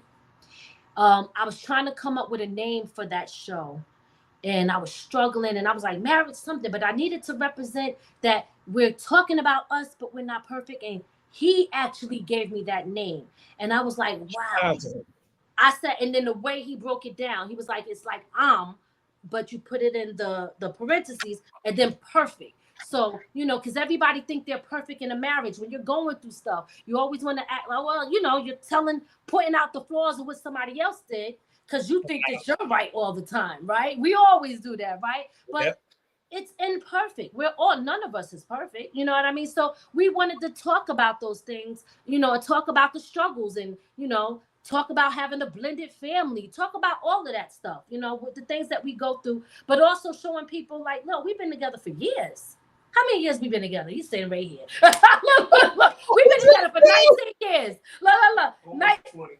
Almost 20. He said almost 20. I said 19 years, but he got to show me up and say almost 20. Like my 19 ain't right. You see what I'm talking about? He's sitting right here. He chilling. Listen, we've been together for 19 years. He said almost 20, but it's not 20 until February, right? So February. February, it'll be 20 years. Let me tell you, in today's time, I'm super proud of us because marriage is not valued no more. You know what I mean? Singleness and ratchetness and broken families and I don't need a man, I don't need a woman is what people talk about all day. And we got away from the family structure. We got away from love. I ask people, do we even slow dance anymore? Like, what happened to the connection and love and marriage? So that is what that show is about. It's a beautiful thing. Me and my wife make 11 years together in January. So Beautiful. we try and we got a pre-made family, but we doing it, Beautiful. one way or another. And it's good, a good thing to see. My wife's the same way. I'm the talker. I'm the outgoing person. She don't talk like at all. like Oh wow. like like I got married, and like when I go to a lot of events because she works nights, like I go alone. So like people be like, "Aren't you married?" I'm like, "Yeah." Your wife's never here. I'm like, "She works nights." Like she works nights. Yeah. Next Friday we're going out to a Halloween party. The day, or this Friday, the day after Halloween. And she's actually going to make an appearance. People will, this group of friends I've been hanging out with for a couple years now. Half of them haven't met her. Oh wow. Well, that's good. That's good. Y'all gonna be going out together. So you've touched on why you began writing. You talked about how you like to write, and that's how you began writing books. Yes. What joy does writing fulfill for you? Because I've seen you written three books, correct? Oh, no, more than 3. Well, I just looked on the website. There was 3 there, so I just went with 3. So I know you've written at least 3, but you saying more than 3. Yeah, I have like 4 kids books. I have a memoir where I'm writing about my life. I have a journal, a 30-day manifestation, to help people accomplish a goal. I have a book called The Indie Artist Struggle, for independent artists, and I am now. Oh, and I also have a book that me and my husband did. It's you seen those books that say tell your story, like they give them to grandparents and stuff. Well, Yeah. I was just a little bit different. I was just a little bit different. I'm gonna get to what that is in a minute. And I'm also now working on a book called For the Sake of. I've been wanting to do this book. I'm gonna say for like a year now. And I've been so distracted, but I'm working on it now. For the sake of, why do people stay in relationships? For the sake of what? Kids, family, just not wanting to be alone, fear. Like, I'm touching on all of that. It's going to be a small book. I don't want it to be big and overly complicated, but that is the next book that I'm working on right now. Now, the book Tell Your Story. this is this one is a funny one, right? So this one, yeah, I don't know if you came across people who always got money for weed, always got money to turn up in the club, always got money to do everything that they want to do, but they do not have money for the things that they actually need, but they always buying what they want. Well, We want to know how the hell do they do it. So we got a book called Tell Your Story for the Irresponsible Person. So if you know somebody like that, Christmas time is coming. If you sick of they shit, guess what? Purchase the book and give it to them, because I broke it down. How do you got money for weed? How do you got money for liquor? And I put a little something in there, and then I got a space for them, because write it in there. Fill us in. We want to know, how do you do it? Tell us your story. So that's another book. That's like a journal book for the irresponsible. Okay. I can't, I can't, I can't even. You're not lying, because I know people like that, and I think everyone makes that unwise decision. I've done it. Just like I want this. I'll pay that bill next week. We've all done that in our younger days. But there are people who are like in their 40s and 50s who are just like, yeah, I don't have money for that, but but I'm gonna buy this, like, and this and this and this. One of my friends did that. She got paid, and she was getting paid bi-weekly, and she had me take her to Target or Walmart. She went Christmas shopping for her kids. Spent 2 weeks of pay for Christmas. She was, well, I'm broke for 2 weeks. I'm like, you crazy. You should have done half and then half. Like why do it all at once? That's not smart. Like, That's crazy. That's crazy. so I seen that you have found a lot of success in your writing. And I noticed right about an hour before we came on, you posted that you received a certificate of achievement. Yes. That's very honorable. And I didn't see or can't remember which book was it for, and how do you feel achieving that goal? Well, definitely big shout out to Yaya from Sadie's Books and Beverages there on North Street in Middletown, New York. Um, she is Okay. for admirable author. And it wasn't for a specific book, because she knows that I have more than one. And she did not Okay. pick one over the other. So it was just for me being an author. And it definitely felt good to be recognized. I appreciate that so much. It means a lot to me, because a lot of times, sometimes you go overlooked. Sometimes you got people who they don't think that you should be doing a lot. I've been told you're doing too much. You're doing too much. Well, why can't I? Why can't I? If I'm able to handle it, then I'll do it. If it becomes more or too much for me to handle, then I have to understand that I have to fall back. There has been times where I needed to fall back, or I needed to take a break, right? So that's understandable. Absolutely. But receiving that award, definitely, it, like I said, it mean a lot to me. It was a lot of great creators and people in the building that day, and it's something for me to be proud of. It shows like, hey, I did this and I was recognized for it. And sometimes, that alone means a lot. And coming from her, she has a black owned business, which I appreciate. And she always say, hey, it's black owned, but it's not black only. You know what I mean? So Mm. she so much going on in there. Look, yesterday she had Bill Clinton there. Bill Clinton came and did a speech in her store. So it's great that I was a part of something of that nature, and something positive. So it felt great to be noticed. Wow, that's beautiful. I loved it. I love to hear that and that. You're finding success in all natures, adventures. Okay, you answered that. So another thing is, you started a potato chip business or company, Boss Yes. Move Chips. Hmm. You know, with everything you do, what inspired that move? That's Oh not boy. something that anyone really does. And then I kind of clicked on it to see what it was about, and then I see cookies are coming of some sort. I'm just like, cookies too? Like, we got chips Now we got cookies. Like, what is going on here? So, all right.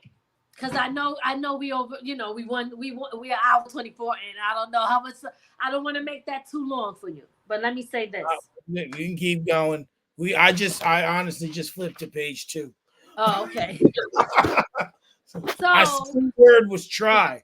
I try. Doesn't okay, always okay. happen. My, my longest episode was 3 hours and 20 minutes. So Oh, wow. Oh, wow. Okay, boy, let me tell, because that could be me, all by myself. Okay. So, all right. I'm gonna try to make it a long story short. Being, rapping, doing the podcast and stuff like that, I still felt like, you know what, I need something to sell. I need a product. So I ran into this girl. Well, she's not a girl, she's a lady. She was older than me. And, I'm gonna be honest, I don't want to get too deep into, I don't even want to talk bad about her, because I'm okay. kind of over it. But I was like, I want to have a product, this and that. And she was like, hey, I was thinking about doing such and such chips. And this one was thinking about doing popcorn and this and that. And I was like, oh, chips. Yeah, I want to do chips. So she started saying that she knew how to do everything. And she was like, oh, I can put you on the bag. So you got to promote it. You got to put it out there. So I was like, okay, yeah, I'll do that. So I started promoting it, putting it out there, advertising it. And then she was like, I'm too busy and I really can't help you with a lot of the stuff. So you know what? You just take it over and you do it. So I was like, okay. She was like, but you got to promote it. You got to do this. So she kept telling me, look for this person to get on there. If you know celebrities, get them on the chips. So I'm looking around. I'm trying to find people to get on the chips. I'm promoting it, but I'm promoting it with very, very little information.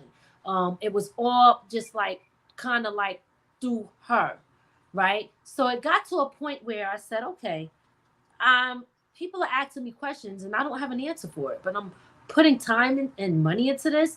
I'm Right. having like little get-togethers. I'm promoting this stuff. I got pictures with me, saying, hey, I got my chips coming. I'm going to be on the back. Bottom line is, one day I call her and I say, listen, I need you got to give me the information so I can move forward with doing this. And Right. she flipped out on me. Okay. I don't know if she was having a bad day, bad time, or what was going on in her life, but she basically just really like started talking down to me and being very disrespectful to me, which of course I didn't like. I was shocked. And it was all through text message, and I'm reading this and I'm like, sometimes you can read a text message and it cannot be the way they were saying it. You could be reading it based Easy, off of your mood. But I easy to wasn't. be misinterpreted. Ah, Absolutely. So I was not in a bad mood or none of that stuff. So the bottom line is, it got to the point where she was just like F me and left me hanging. So now I'm sitting here like, well, what am I supposed to do now? I'm invested in this, I'm putting this out, I'm doing this, I'm doing that. What am I supposed to do? So I was like, I felt stuck. I don't like feeling stuck. yeah. What she thought was that I would not be able to move on without her. Mm. Okay. So, putting me in that situation, she tried to make me feel helpless and that I was incapable. So, what I did was I slept on it. See, I'm a thinker anyway. So, I woke up in the middle of the night and I started Googling, looking up things, how to do this, how to do that. Long story short, I did a lot of research and then I called the lawyer. See, I call lawyers. I do everything right. Right. I said, hey, listen, I've been working with this lady. We both were talking about having a product. She said she knew more about that industry and the chips, and she was going to help me. We were going to do it together. You know, her idea for the boss chicks, it was called. Mm. Okay. So I was like, I still want to do it. I've been promoting it, I've been putting it out. How do I move forward without getting in trouble and using the chicks part. My lawyer said, well, he told me, well, you gotta look, is it being used, blah blah blah. Nothing was used, nothing. That's why I understand about hood court. You understand? See, when you don't protect your shit, It's okay? easy for someone to whoop. Okay, nothing was used, nothing was out there. There was no trademarks, there was no business, there was no nothing. It was just all talk. So I said, I'm not gonna use the chicks, okay? I still want to do Boss potato chips though. How do I do this without using what she had? And he said, well, you could change the name up. It doesn't have to be that. Think of something else. So I was like, well, I would like it to be for everybody, not just for females. So anybody that's a boss, that feel that they're doing boss move things. So boss moves, right? So anyway, I called up, had my different lawyers. They did search, making sure that the name was not used, the name was not taken. And I went and trademarked the name because that's what, like I said, I'm about the business. So I had my lawyer trademark the name. And I'm like, am I doing anything wrong? I asked him, please let me know. He said, legally you are not. You are not. And she might be mad that you moved on without her, but no, you're not doing anything legally wrong. As long as you follow these guidelines, which I did. So anyway, so now I'm giving you the why and how it even came all about, right? So I was excited, So now I went and I'm doing the design. It's a lot into this. You talking to have the chips made. You're talking to have the design. And yes, the design that had my face on it. I wanted to keep the same color and everything. So I went and I paid somebody. I said, listen, this is what I was working with at first. Can you please make it very similar to this? Because this is what I was already promoting. This is what I already put out there. So I want people to remember, to connect it. Not like, oh, what happened? Is it, you know what I mean? Come out with something that they never seen. Stick to what I already was promoting. So I started to do my research on that, learn about that. And when I tell you it's a lot into it, whoo, it is a lot. But I did it. And then there was somebody who found me that said, yo, I like what you're doing. I'm going to create this, that, and the third for you. So I started promoting it. And then if you look at the site, you see the potato chip walking and stuff like that. Yeah. Big shout out to Lagoica for creating that for me. And he did the website and everything. And I paid him. He did the website and everything for me. And when I started promoting it, I got a text message from her. You effing B, you did this, you told my stuff, you did the, I mean, she was just you this and that, you raggedy.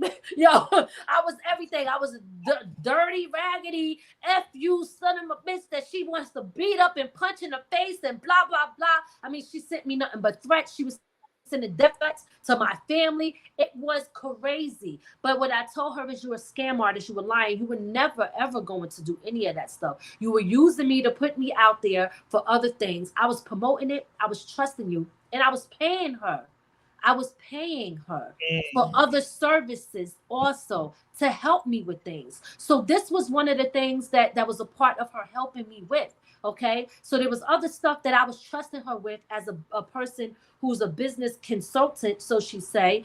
And I was and listen, I'm gonna be honest. She's smart. She is very smart, and she's a hustler. But also, the hustle, sometimes you can't hustle the people. If you're helping someone, that means that person trusts you. You don't use them and try to hustle them. You know what I mean? Hustle to get what you want. I'm a hustler, but I don't hustle people. You know what I mean? I don't do people like that. I hustle for what I want, but not in a way of using other people. So anyway, that's how the chips came about. So I said, I'm going to go at this full steam ahead, and I'm going to continue to do what I started. So that's how I continue to do it. So then the chips, you know, and then I might, you know, let me tell you, I got to tell you, it's not a profitable industry, which I learned the hard way. So I said, okay, I got to change a lot of stuff here. And it cannot just be about chips. Right. So it has to be snacks. So it's not Boss Move chips anymore. It's Boss Move snacks. So now I open up the market to be able to do any type of snack that I want. I'm not stuck in the chip lane. I'm not stuck in the female lane. It really opens the door for me to have so much diversity in that area. So that's what I did. That's how it came about. And that's where I'm at right now. So right now, I am in the process of working on other snacks so I could put it out there. And what this was for, it was like Master P rap snacks. It was Okay. meant to get people on the bag. So it was like when I was promoting it, you know, it was like his, which was also, you know, her idea. You know, I will say, she would say, hey, you know, let's do, but it ain't really your idea because Master P was already doing it, right? So basically, all we doing is really stealing Master P's idea. If you really want to get technical, revamping it, kind of. basically, it's like Nike saying, "Oh, you got Jordan, but you can't have Adidas." Like, nah, you got different. You understand? So it's different things. So, you know, the chip was supposed to be to get other people on the bag. They pay to get on the bag. They get the bag. They see their face on the bag. They promote themselves on the back of the bag.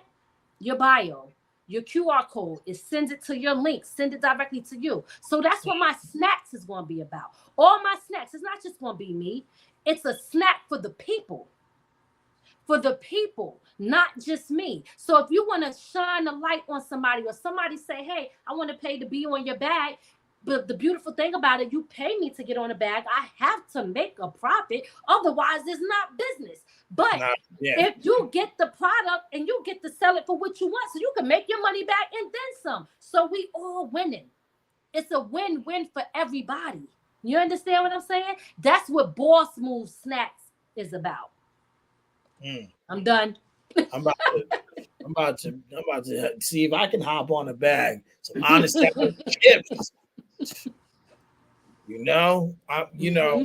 So in a sense, it's all about you're creating an atmosphere for where not just you win, but anyone who comes into contact. You know, you're not going to do something for nothing. And it seems like based on the story and just learning just early from music alone, you've been able to at least you've just figured out money and business. And a lot of people don't go to lawyers. That's the other thing. They don't go to lawyers. And anytime you start talking business, you know, and things of that nature, you have to go to a lawyer. You know, I have a friend, well, she's a rapper slash, you know, artist. You probably know of her or know her, Remedy Love. And she's very no. So she's very, very wise. She knows she's very knowledgeable about a lot of things. And one of the things she did was she was at an entrepreneur like seminar kind of thing. And she was talking about how it's important to have a business with an LLC because if not, let's just say she said, use me because I do photography as well. She goes, let's take Mike here. Let's say now Mike goes and takes the pictures and then I don't like them or they get destroyed or something like that. Well, now instead of me suing Mike, I'm suing Mike's business, you know, because if Absolutely. it's a protect you with the LLC, you have a protection that you don't have when you don't have one. So Absolutely. All of it's my stuff is even my publishing company. I have a music publishing company and I have a book publishing company, and they're both LLCs. As a matter of fact, you know, and I, you know, I'm dropping all this stuff that's going to be on my show, but you know, whatever. It's plenty of people in the world, whatever. You know, they'll see it. absolutely But doing, you know, working from home is a tax write-off too. People don't understand that. You understand? And I get into all the things that you can write off, especially when you're doing your podcast at home. I talk about that on my show. I have, like I said, that episode coming up about podcasting. I speak about the business aspect of why it's also a benefit to do it from home. So when you talk about business, definitely people, like, it's not as hard as people try to think that it is. I Even so much so that I got so many different side hustles, right? Because at the end of the day, it's about survival. So, my side hustle is, okay, I could do this, have a workshop and teach people how to do it, right? I teach people how to do it. You could pay me and I can tell you. You don't want to do it after I gave you the information? Well, I have something called Brilliant Branding Business. I can do it for you. I can help you get it done. You understand? Get the outfit, but because sometimes people, and I get it, it's hard. People are not even tech savvy, or with the internet, and they might need help and they might need assistance. So that's why I'm like, you know what? That's a service that I could provide to actually help people get things done. If they want an LLC, if they want to be a author, they could come to my publishing company. I can help them put out a book. I am there for the ones that they counted out. You understand? For the ones that they counted out, the ones that they told you can't do it, it's impossible for you. It is possible for anybody to do it. And if you don't have the access or know how to do it, then come see me. If I'm doing it, listen, come see me, because I can make it happen. You know what I mean? That's what I know I was meant to do. I know I was meant to do that, because my field, and I've been working in this field, my job that I've been at is since I've been in Middletown. And I've been in Middletown for as long as I knew my husband, like 19 years now, right? And I'm at the same job. I work with people who have developmental disabilities, and I teach all these different skills. I was able to teach people who cannot read or write or add how to pay their bills. That's how much of a good budgeter I am. Imagine a person who don't know how to add, but when I'm done teaching, they can pay their freaking bills. You got to have a skill set for that. Wow. You understand what I'm saying? On their own. On their own. I work with kids who have autism. I've been in every field, working with people, like I said, who have developmental disabilities. So with what I do, I know that I know how to teach people the right way. I've had people hire me where they say, you know what? Your teaching is so, like, I understand everything because you break it down so well. And I do that because I had a hard time understanding too. When I was in school and stuff, I struggled a lot. So, when you struggle, they make you think that you're stupid. Yeah. You understand? Yep. And I hate to say it like that, but I gotta be honest. But it's not about that. It's about, you have to learn a person's learning style. You can't be an inflexible teacher. You can't just teach it the way you know how to teach it. I know how to watch somebody, study them, and say, okay, this is the type of learner that they are. I adjust to them. But the way that I teach is so, like, versatile that, like, anybody would be able to get it. Absolutely. And that's just how it is. And you have to really open that door for people. And it's also impressive to stay at one job for so long, like, and to be able to still give back. Like, it just seems like you're winning, everyone else wins with that, or whoever you come into contact with. Because you see, what you mentioned, that's me right now. Like, I don't understand all of that stuff, right? Like, I read it and it's like, I don't know what I'm reading. It don't add up, because it's just like, you gotta protect yourself, Mike. That's what I keep hearing. When people just you talking about it, I just keep hearing it. So I need to get on that for sure. Yes.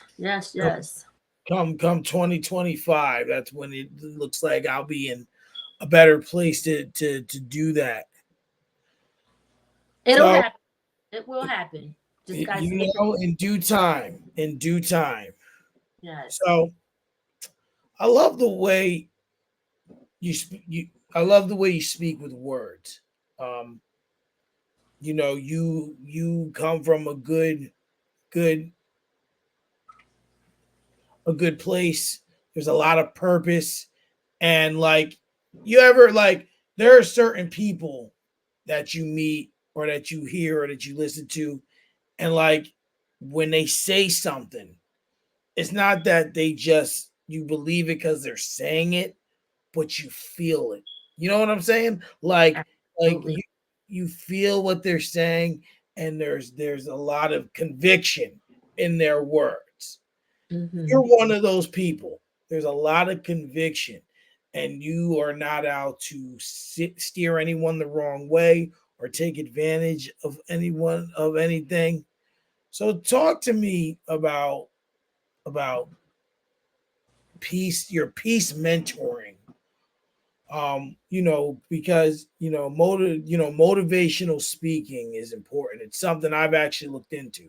I used to do these positive videos. Like I would take I get these motivational quotes. I would green screen one and I would talk about the quote, and then like I just stopped doing them. So I had asked like people like, should I do them again? They're like, yes, the world needs that. Like the Absolutely. world needs that positivity. So talk to me Hmm. what that does.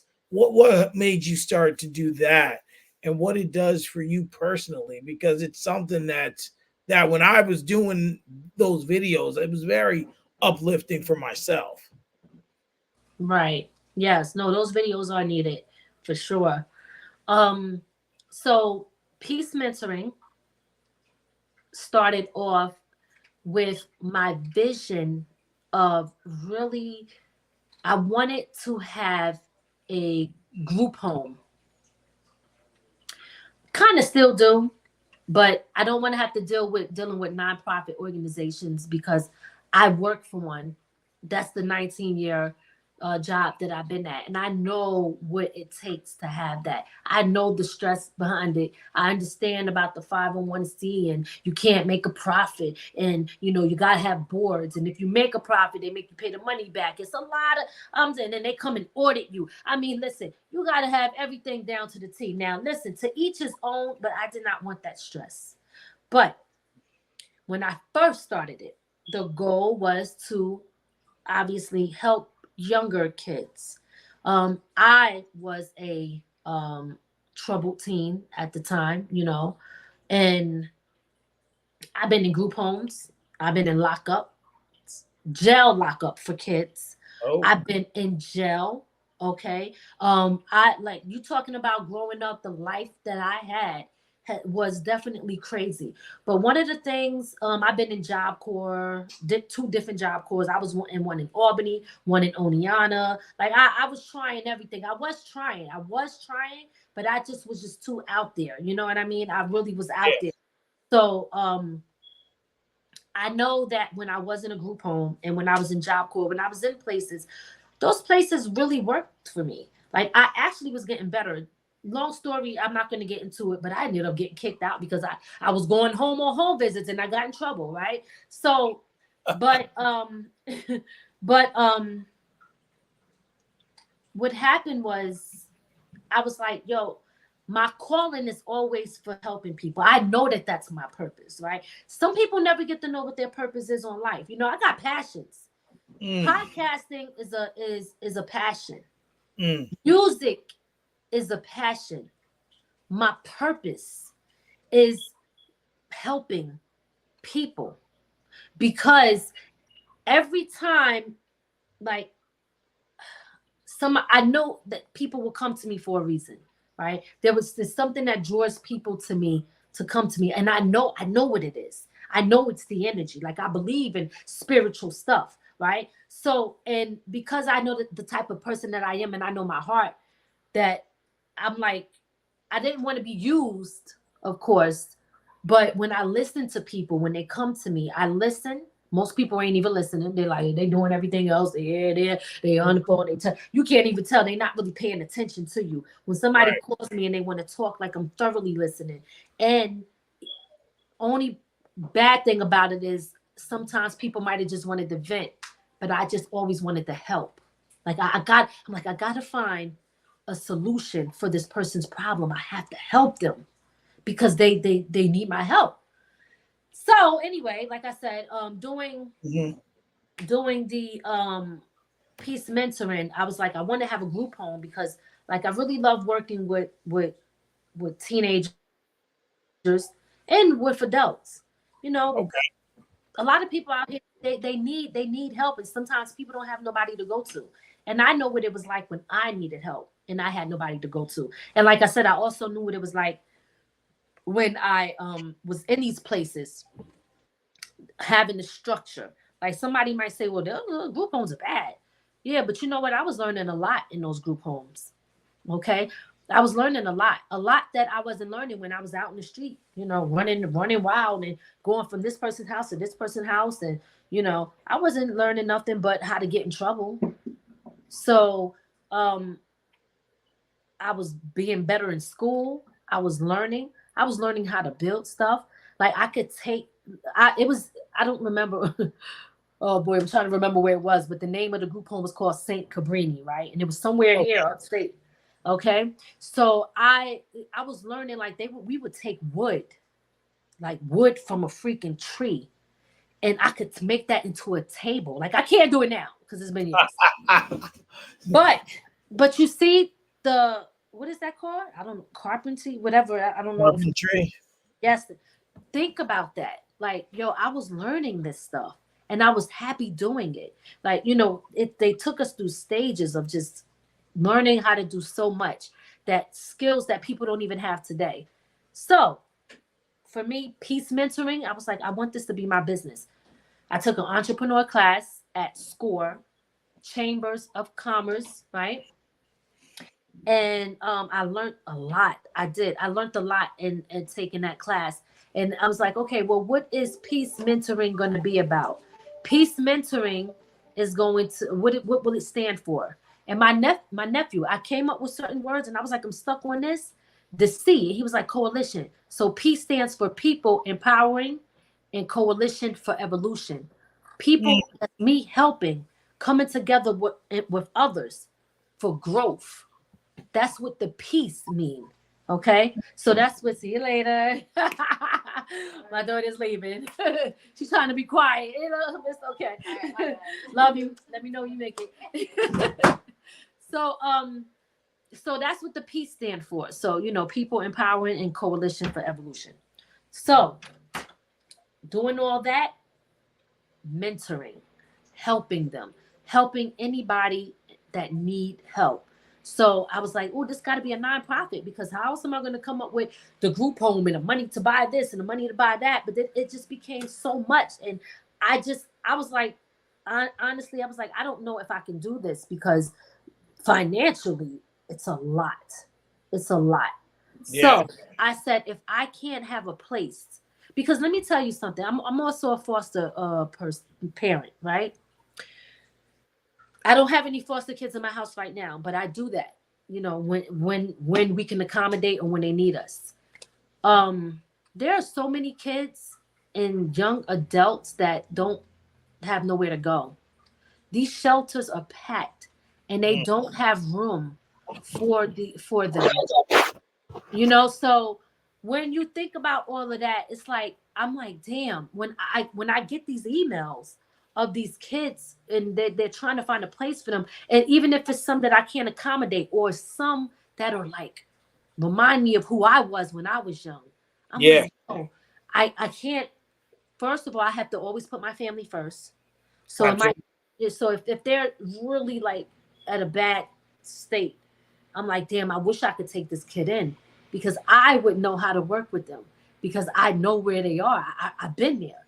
You understand? I am Absolutely. relatable. So You can resonate with them. absolutely. So I wanted to do the peace mentoring. I started the business. And then I'm like, okay, I'm gonna make this be about me. Maybe if I can't have a place, I could just meet with people. Maybe they could set up appointments. Maybe I could, find people that need my help. But the problem is, sadly, most of the people that need my help can't afford me, right? Mm. So think about this. Remember, this is business too. This is my LLC. Right. If it was a nonprofit, is one thing, but that's still money into that. So now it's like, okay, they can't afford me, um, but meaning it's not like they can't afford me like I'm expensive. They can't pay for my services. Most people are struggling. You know what I Right. mean? So how do I make this work where I can reach the people that I know really need me? Like, in order for me to, from what I understand, in order for me to be able to build maybe social service, it has to be nonprofit, I believe. So I have to have like a 501c. It has to be something connected so I can do Medicaid billing.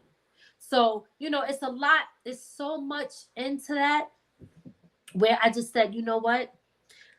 I'm just going to promote myself to people who need help. If they can't afford me, right? Mm. Then maybe I can offer something else, a bartering skill or something like that. Something where I could still help, but not putting myself up for free and on sale constantly too. Because I also have value also, and my time also do Absolutely. matter. So yes, although yeah, passion and purpose, right? So if I talk about purpose, somebody could say, well, you could just do it for nothing. But does that mean that I have to always work for free I'm not going to get nothing out of it? When you talk about purpose, it could be that I love doing this and it doesn't matter how much I'm getting. But it doesn't mean that I should just get nothing at all. You know what I mean? Because You if I'm should. making this my business and my job, if I want to do this and volunteer, which I do and I have, I can volunteer. So that's different. So me volunteering, yeah, you don't have to give me nothing. I'm volunteering my time and I'm okay with giving this information or helping and doing that. But if I'm doing it as a business, now we're talking money. So there is a difference. So peace mentoring started off with that. So when I could not get a place to do it, Yeah. right? When I don't know why it does that. I'm sorry about that. You're good. You're good. When I couldn't get a place to do it, I just said, you know what? I'm just going to offer these services to anyone who needs it. So now I say, okay, I do workshop classes, right? So if somebody wants to hire me to talk to kids or to teach something, it could be virtually or it could be in person, depending on where it's at. I could provide a service where I could teach people how to come out with their own product. I could teach people how to buy a house. I could teach people about credit. I could teach people about balancing and managing their finances. I could teach independent living skills to a person who might not know. I could teach people how to do a podcast, how to put out a book, how to be an author. Like, I could teach so many different things that I do. You could look and see that I've done it, so you know that I'm capable of doing it, and that I know how to do it and how to get the job done. So I can offer that to people. So if that is the way that I have to go with what I want to do, that's the way it's going to be. So that's where peace mentoring come in. Mm. You know, it's funny you mentioned purpose. Um, I try to not always bring this up, but I just can't help it. You know, I purpose is a word that's very powerful. It means a lot to me. Um, I had a friend who passed away in 2020, uh, Naj Murph, and he was kind of like you in a sense. He was a rapper. He's been on TV. He was on the radio. He did a lot of different things. He's actually a big inspiration behind this podcast, and he kind of sticks around anywhere I am. He's nearby, and What happened to him? he had a seizure. He was 30 years old. Oh, wow. Yeah, he had a seizure at work, and he Sorry died. to hear that. Oh, thank you. It's been almost 5 years. 5 years in January. Died the day before my wife's birthday. Ooh. His funeral was on our anniversary as a couple, and I remember maybe 2010, 2011, I had posted like a suicide thing online, and I deleted it. I was like, I don't want that kind of attention. Phone starts ringing, and he goes, and it's him, and he's like, "Yo, I seen that." Try to act stupid. I'm like, "Oh, you ain't seen nothing, man. Get the hell out of here." He goes, "Nah, bro, seriously, I seen that. What's wrong?" He said to me, he goes, you can't commit suicide because you haven't fulfilled your purpose. Mm. And then, like at that time, it didn't really really register, right? So it's just like, he's like, you may not know what it is, but whatever it is, you haven't found it, and you can't end your life until you do. Mm. Then you fast forward to 2020, he passes away, and I still, in that 10 years since he said it, or however many years, hadn't found it.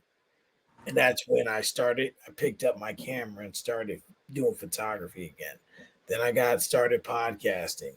And then I started getting to all these different avenues of things I've touched on. I got a security license. I became an ordained minister. I You.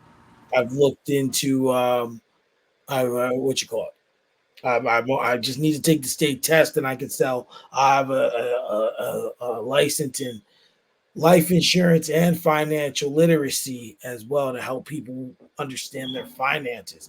I've looked into Oh. becoming a travel agent as well. Ooh. So, you I know, love it. so, you know, Okay. so it's, and I've looked into motivational speaking, life coaching.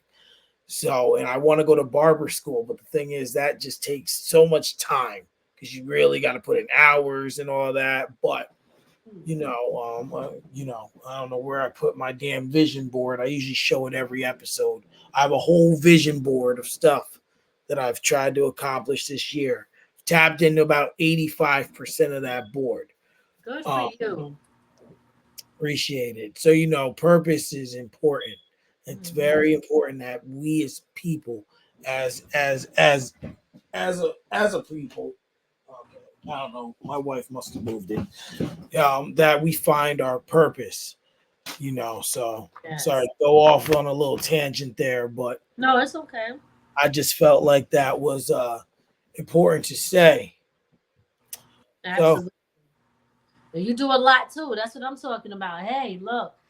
Listen, I even got the ordained thing. I was thinking about doing that too. That's funny. I got my gun license, right? I got my gun license.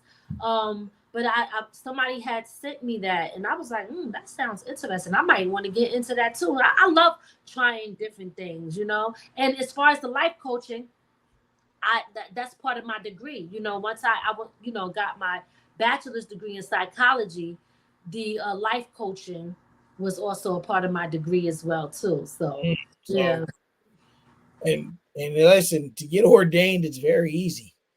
I see. It's Yeah, literally, somebody sent it to me. They showed me.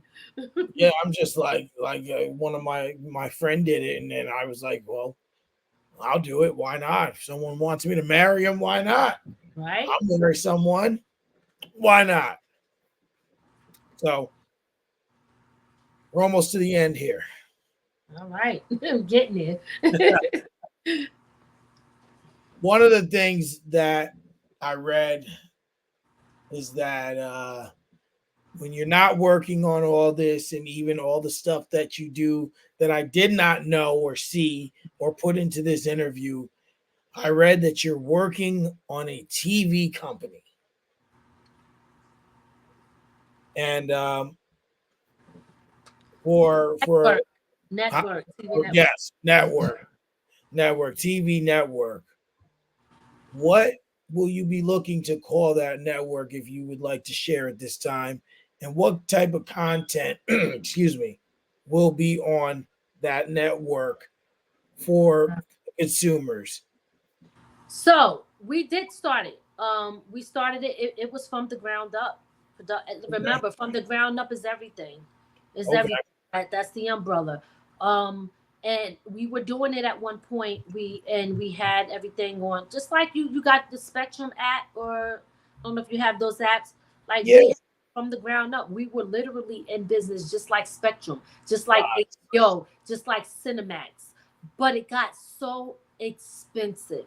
Mm. We did not have, and this is, like I said, and this is why it's important, and I don't mind sharing these things, because people need to understand that everything costs money. It got so expensive. Those things cost. It costs.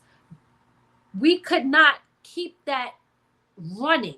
We still have it, but we Right. could not keep it running. We had to put a pause on that, because see, in order for that to go, and this is where the learning came in. You really got to have sponsors. Those sponsors come from commercials, right? Or people that's want to sponsor the show. They want to it's the same thing, advertising, whatever.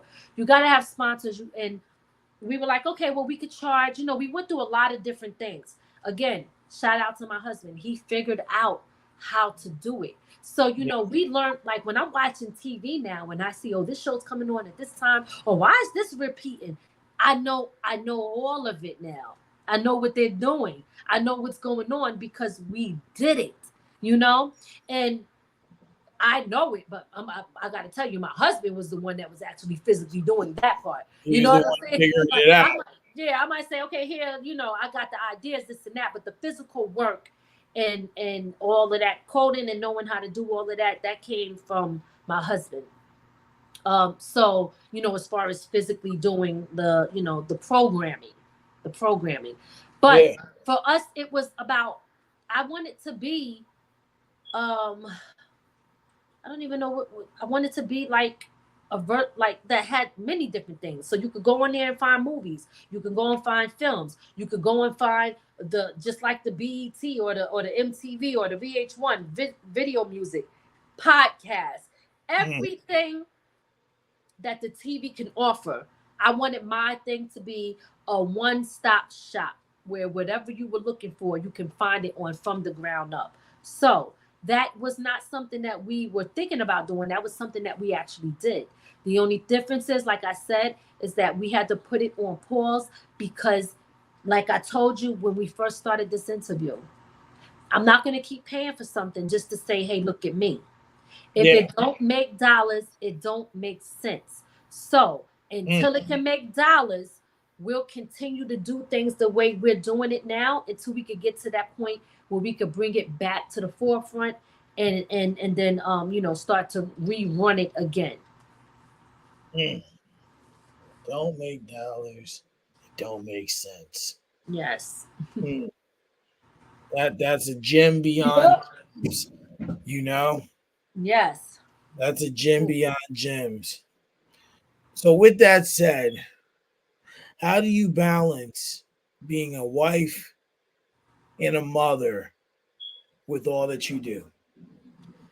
Well, first of all, I get them to help me. Shout out to my kids and my husband. Look, but the first thing, it's a challenge sometimes. It is, because when you become a workaholic and you do stuff, you especially when you work from home. um how do you clock out? See, when you're working somewhere and you got a job, at 4 o'clock I'm out of here. You know what I mean? I'm done, and you go home. But when you work from home, you sometimes you don't know how to turn it off, and that can interfere with your family time, and it can interfere with knowing how to prioritize family and life and self-care. What I've learned is to take a break, set days. Everybody want their own time and space anyway. My kids are, my youngest is 16. Mm. He ain't thinking about me. Okay, he playing basketball. He got a girlfriend. You understand what I'm saying? Like, he Yeah. ain't really trying to really be like really kicking it with us like that. Right. Sometimes, but not really all the time. We not who he's trying to be hanging with. Right. Mhm. Look, Look, he's he's down got there right now giving me friends. the side eye. So so But we and my daughter, she, she's older. She's 26. She has her boyfriend that she's been with since she was in high school. So and once again, we all, my husband does his own thing. We're all very, very busy. But we try to make that family time. Like, what's important, eating at the table together, Yes. is important. I find that is extremely important. I'm very old school and traditional when it comes to that. That is a time where everything we try to put the phones away, because we be struggling with the phones. Put the phones away. Put the phones away. Now this is our time. I got away from it, not got away from it, but I slacked up on it. But Sunday dinners, you know what I mean?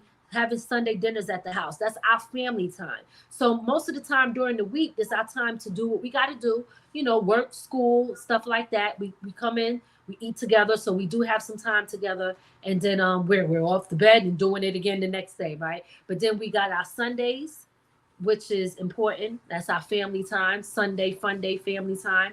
And then sometimes on Saturdays, if we're not, nobody don't have nothing planned, then, we do stuff then. I try to have as much as possible in the house, so we don't have to always have to go somewhere. We only go somewhere when we have to.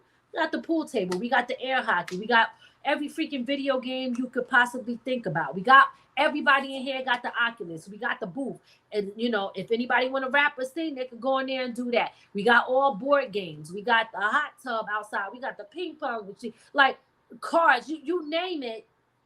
Everything that we like to do. We don't have a pool though.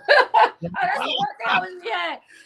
Everything that that could be fun or something to do, we have it. But somehow, some way, you can have all that and still manage to be like, I'm bored.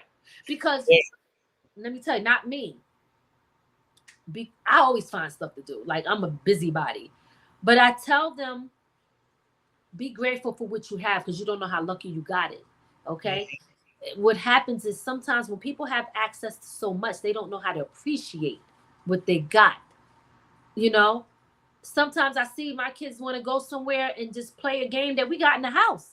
So really, it's not about that. It's probably about just getting out, getting a different atmosphere, and connecting with people. But it's important to prioritize your family, and it's important to have family time. And as much as possible, what I like to do is I like to bring them in on what I'm doing, so that now we're doing it together, and that is us sharing time together too, which is beautiful. yeah. Beautiful. So we covered a lot.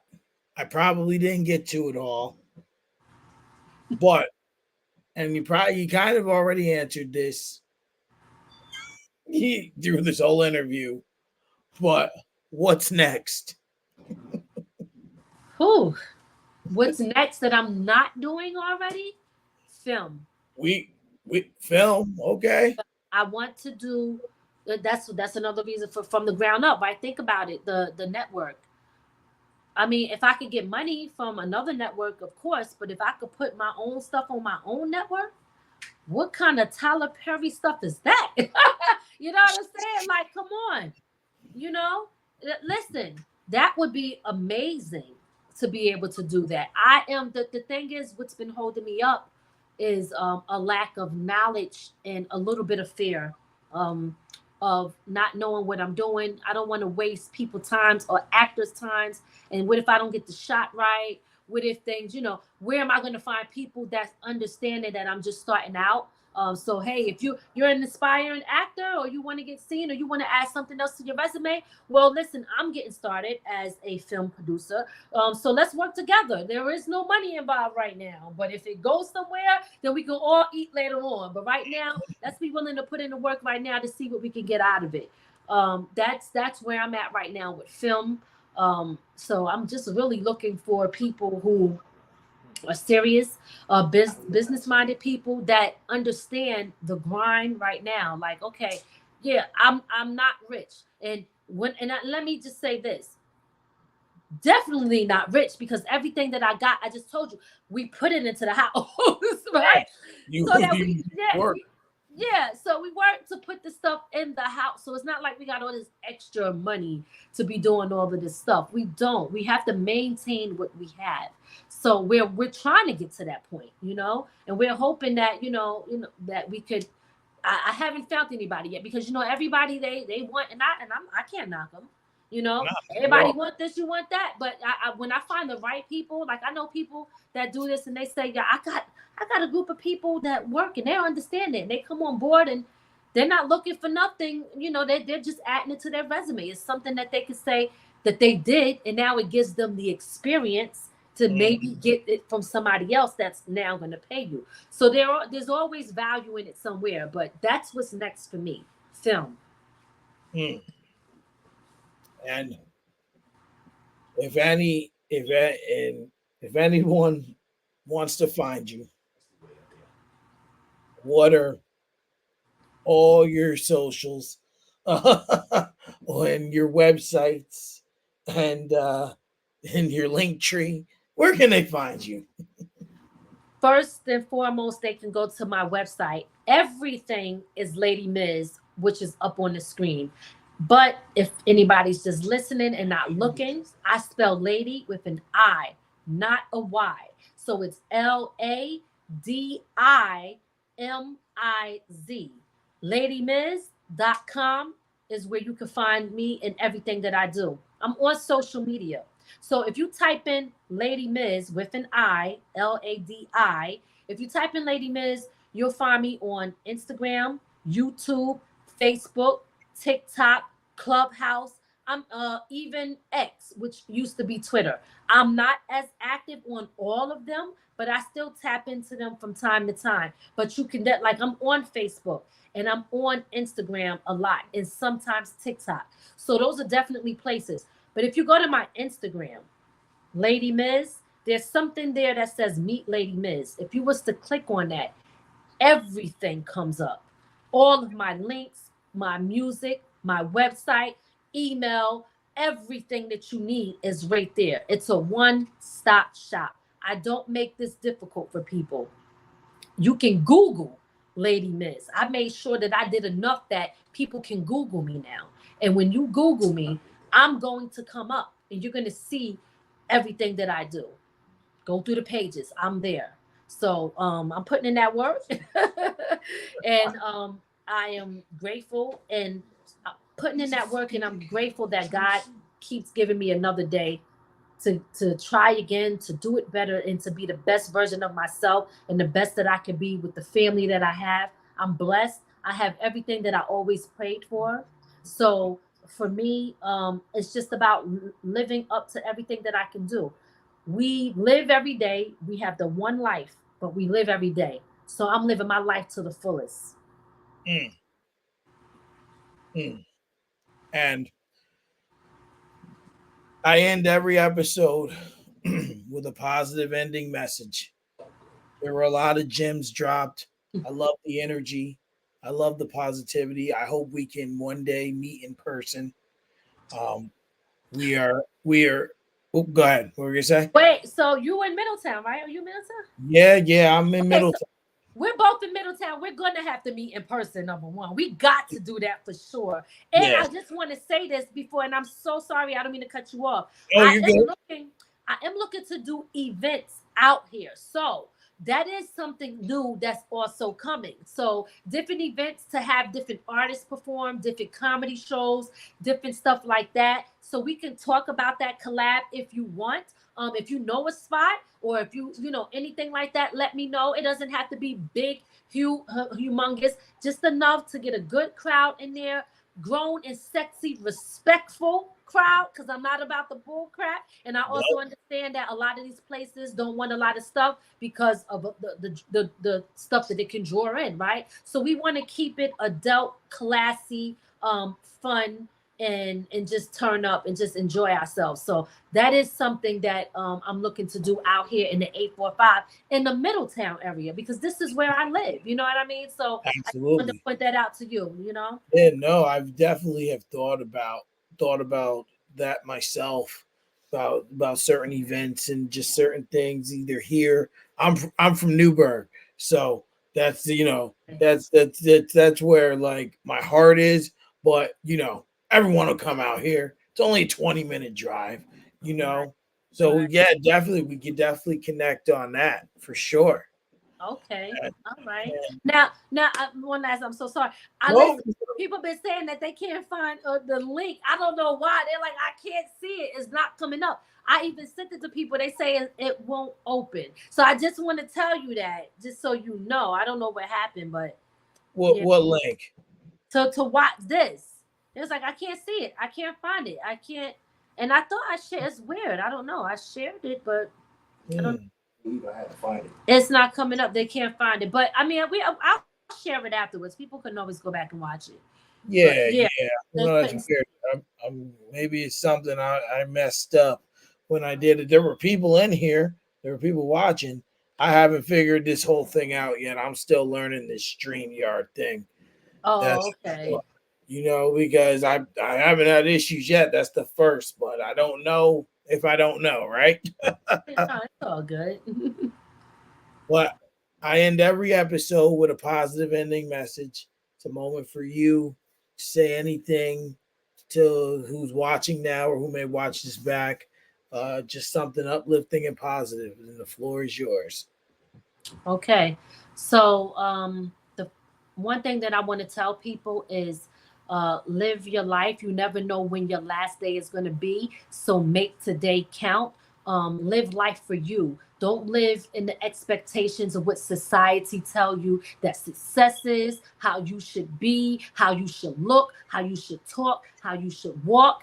Be you, be happy because life is worth it. Love the people around you because you never know if it might be the last time that you might see them.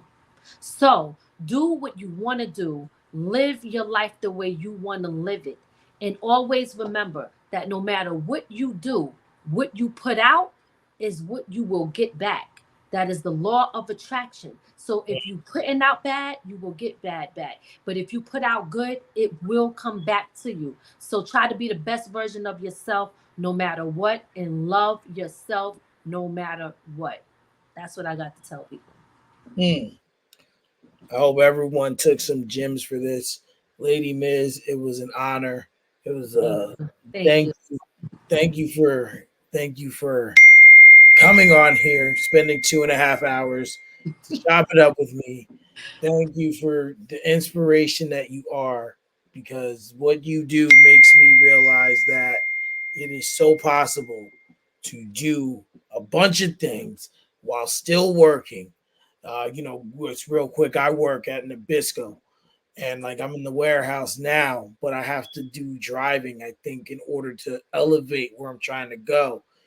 The problem is driving. I have to start erratic times like 1:30 in the morning, 3 in the morning, 4 in the morning, and work 12, 14-hour days.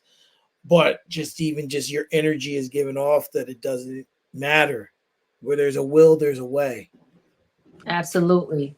Absolutely. And thank you for having me on your platform. I really appreciate it. I always say that to people, no matter where they are in this game. I always appreciate every single person. I'm still on the come up. You know what I mean? So, so definitely appreciate you for having me on. Thank you. Absolutely. Absolutely. I want to thank anyone who watched this.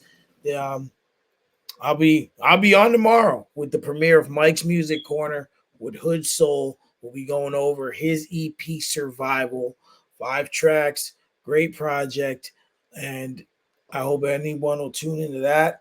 I'll be back next Tuesday. There's no Thursday episode this week. People gonna want to trick or treat with their kids, so I will be back next Tuesday with the one and only Andromeda to talk about the new stuff she has coming. I'm Mike Williams. That's Lady Miz. Thank you for everything. We will talk soon, and everyone have a good night. Peace. Peace.